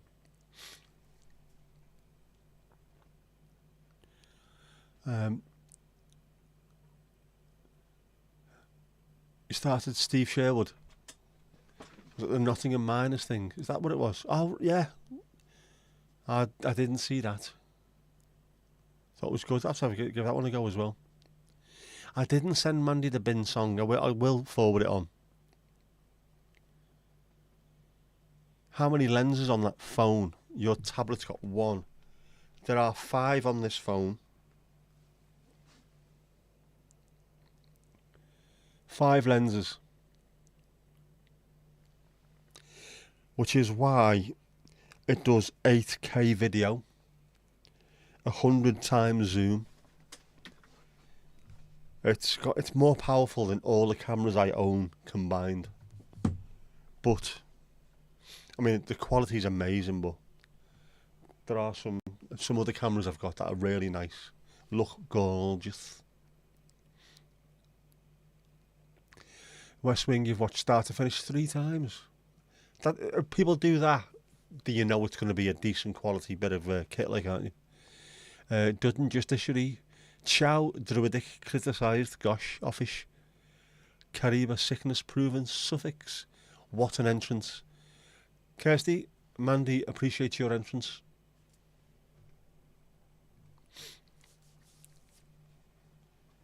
Got good write-ups as Sherwood.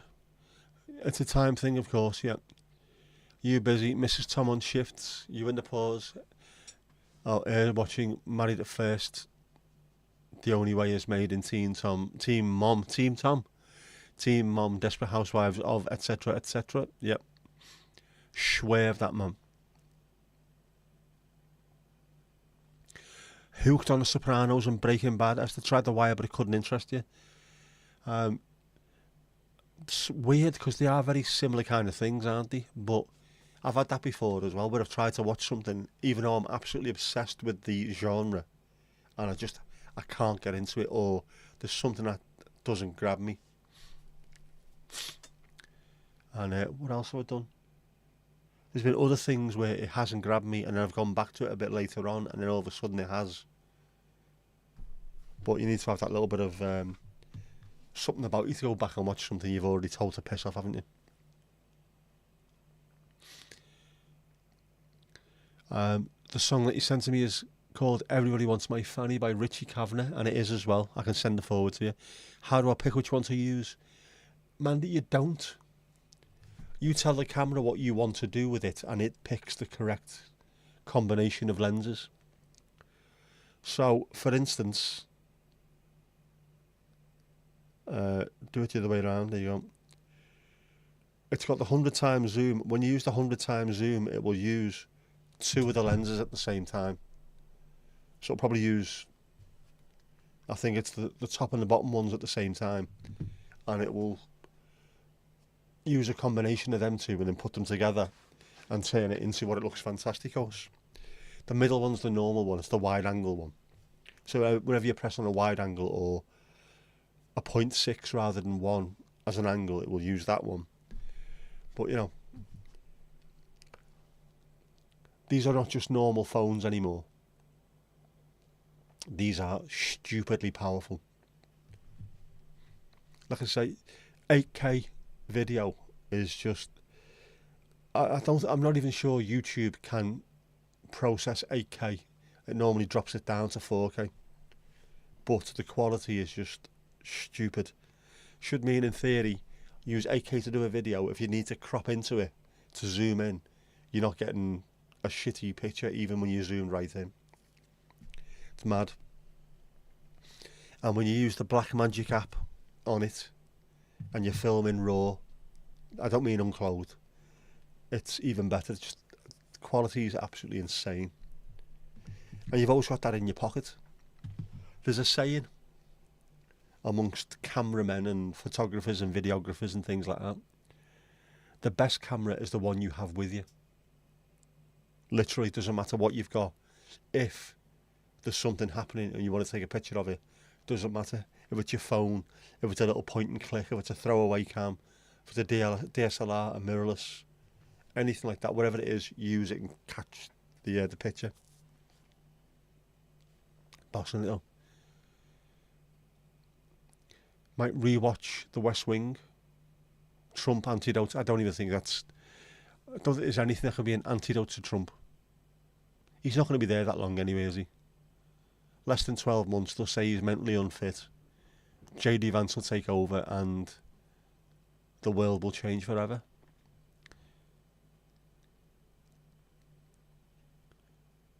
Mrs. Tom watches some shabite. Yeah. Add a different language to keyboard settings. Always good. You need 3 AAA batteries. I need 3 AA batteries. It's for a thing. You saw the film on Netflix about that scary twat that entered the dating show. Rodney Alcala, that'll be, won't it? Scary but a good film.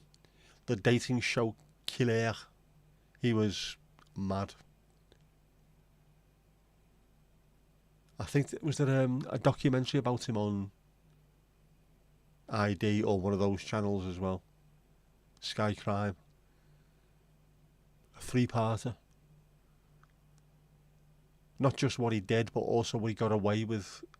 Not or what he could have done, but people got away with. So many other people could have ended up not being in breathing as anymore. Rodney Alcala, yeah. Chisel-jawed evil bastard.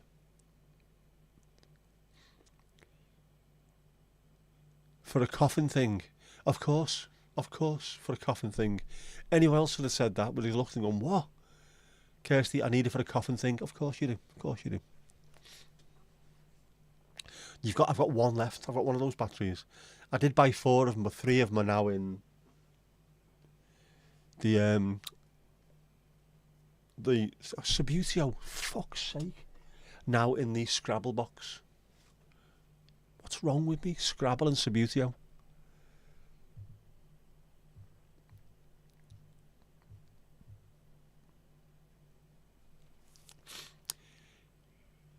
You're a feckin' idiot, Ashcroft. You're a feckin' idiot. Did you get your mask? Did you? Saw the documentary. It was Discovery Investigation. That might have been where I saw it as well. Rodney Alcala. There was a series of them. There was the Green River killer as well. And And there was Richard Ramirez, the Night Stalker. It was just mad, aren't they? Mad peoples, mad things fans.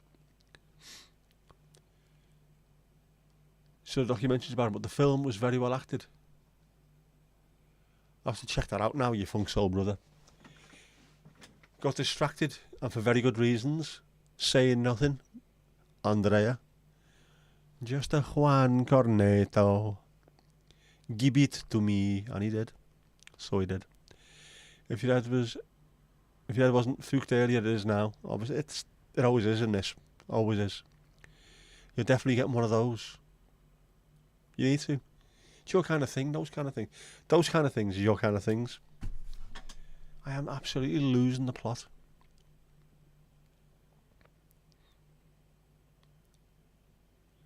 Yes, more information. More. Recently saw the drama series about Dharma. I haven't seen that, but I did see the interviews with him. Words directly from his north and south. A lot of these psychopaths are also very well spoken, aren't they? They make good attorneys, but they end up being a wee bit loopy.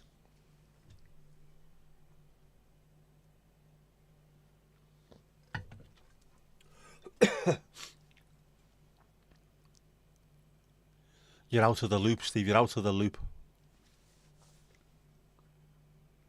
I know what you mean. Zoe texted me the other week from the Isle of Man and said, any gossiping work? I said to her, I'm so far out of the loop, I've had to download an app on my phone called Google Loop just so I can see where the fucking loop is in the first place. What's happened in work? There's people that don't even work there anymore, and I've got no idea that they don't work there anymore because no one's told me. Oh, such and such, he doesn't work there anymore. You know, not just send me a message or something. No, you're all right.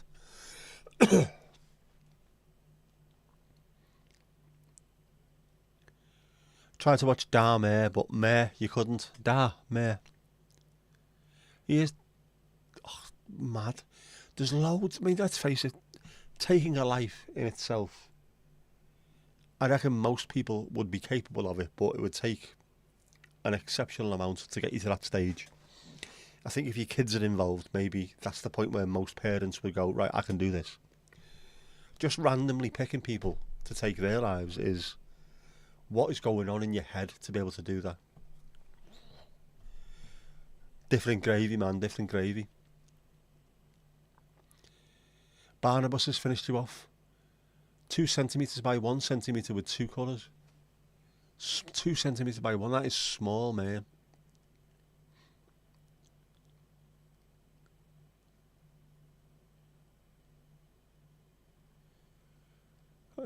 They missed out to the Ted Bundy documentaries. He used to take a dump at every crime scene, sometimes on the victims. What?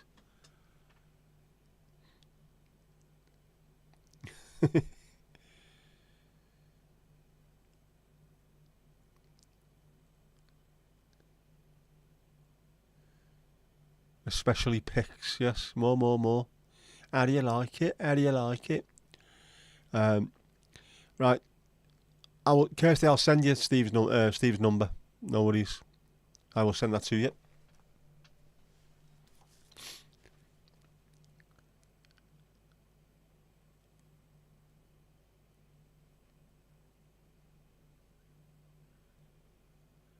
Got to keep your uncle satisfied and happy. Who's on the bar? Any Valium? Ali can sort you anything you want out. She can sort you anything. Yeah, I'll sort that out for you now. In fact, I'll do it while we're on here now. Because it's like that and that's the way it is. Ah, no.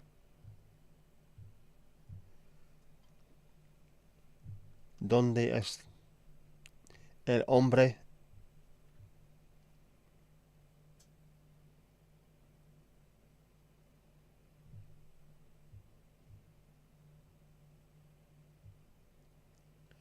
Is information, the information, copy.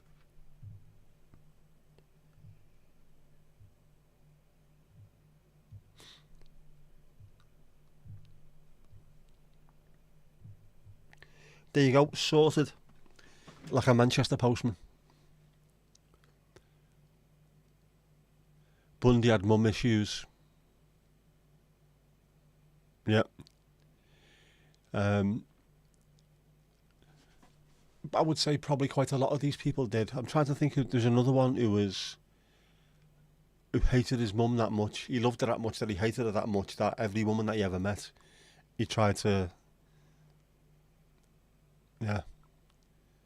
remove them from the gem pool.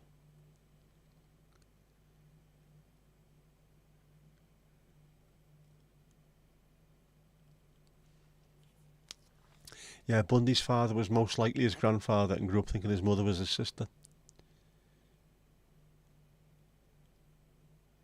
Is he from Banks near Southport?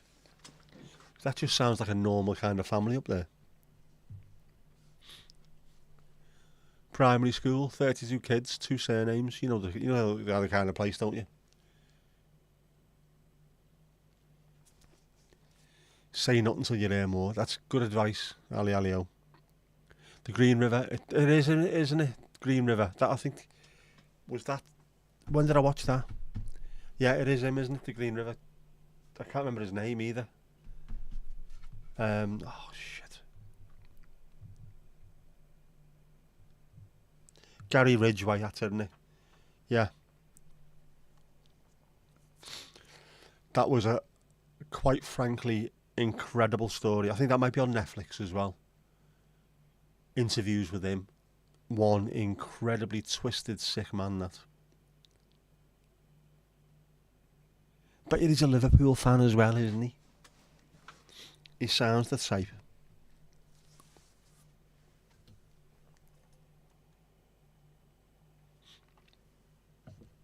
He did have some very, very serious mommy issues.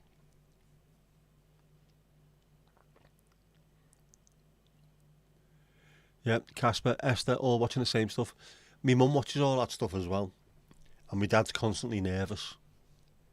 What's she doing? What is she trying to do here? Trying to find out how to get rid of DNA. The best way of getting rid of your husband of 52 years about this month. 52 years this month it'll be. How many broken mirrors is that?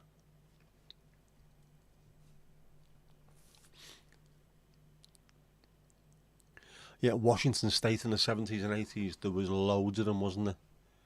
And proper loads of them in that state. You can't even move away from where you are to the next town over because there's another one there as well.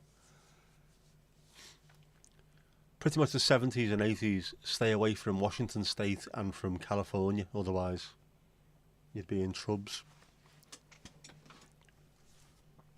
In humongo mega trubs. Sick bastards.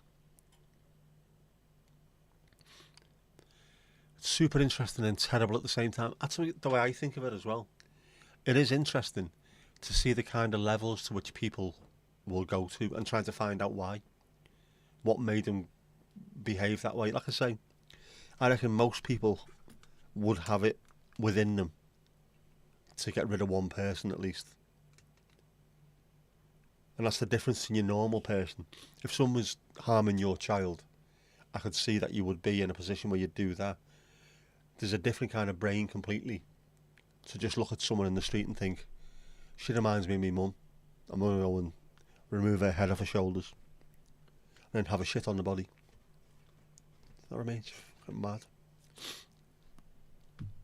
They're cray-cray and not in a good way. And that I mean, bruv.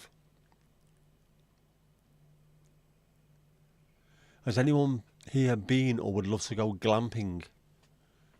There's got to be someone here who's been glamping. Come on. I haven't.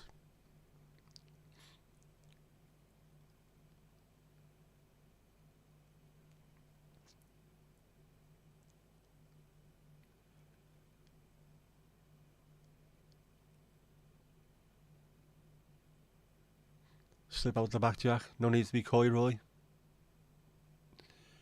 50 ways to ice your mother. What? Saw an interview with Edmund Kemper. Yeah, I know that name as well, yeah. His roommate was another one. Just everyone, weren't they?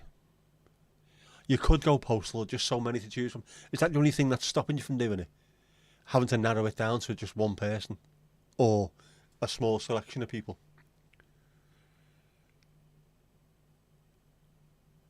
We could have like a Britain's Got Talent kind of thing, couldn't we? Laz has got targets. There you go, we'd have one of them.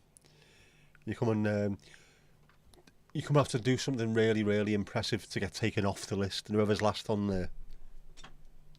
Ta-da, ta-da.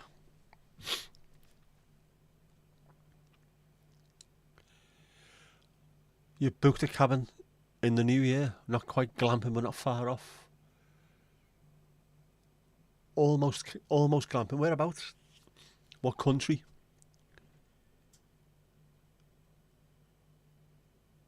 I've seen some of them places that Mortimer and Whitehouse go fishing end up in.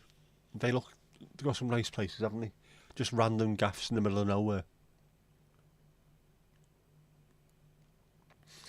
The lack of a rifle is what's stopping you. In Manchester, seriously. Struggling to get firearms in Manchester. Be like me saying, living in Liverpool, I can't get them either. Get hell, mate. You've got lending libraries, if you want to get stuff like that. They'll tell you which park to go to, you can go and dig one up.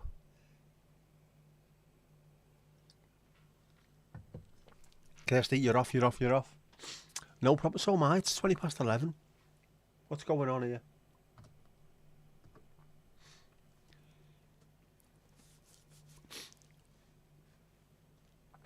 Near Llangollen. Looks well, hot tub. Oh. Bit of hot tub, bit of 8 mile radius action going on there.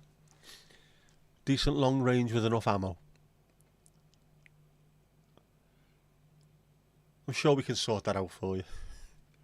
Just don't go Googling it right now. Yep. Right, anyway. The screen has gone blank-ish, almost. Yeah, a hot tub in January in Wales. Good luck. Good luck with the book. Yeah. So you know what's going to happen now, don't you?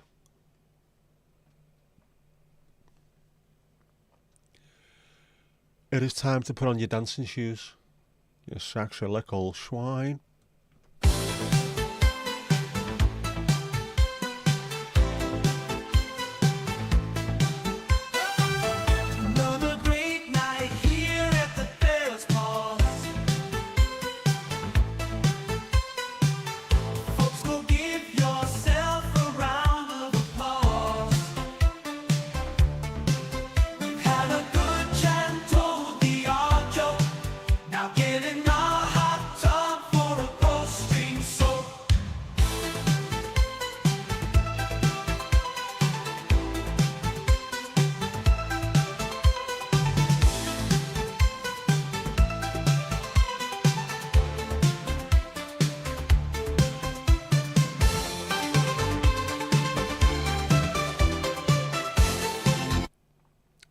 And that's that. Hoo-yah!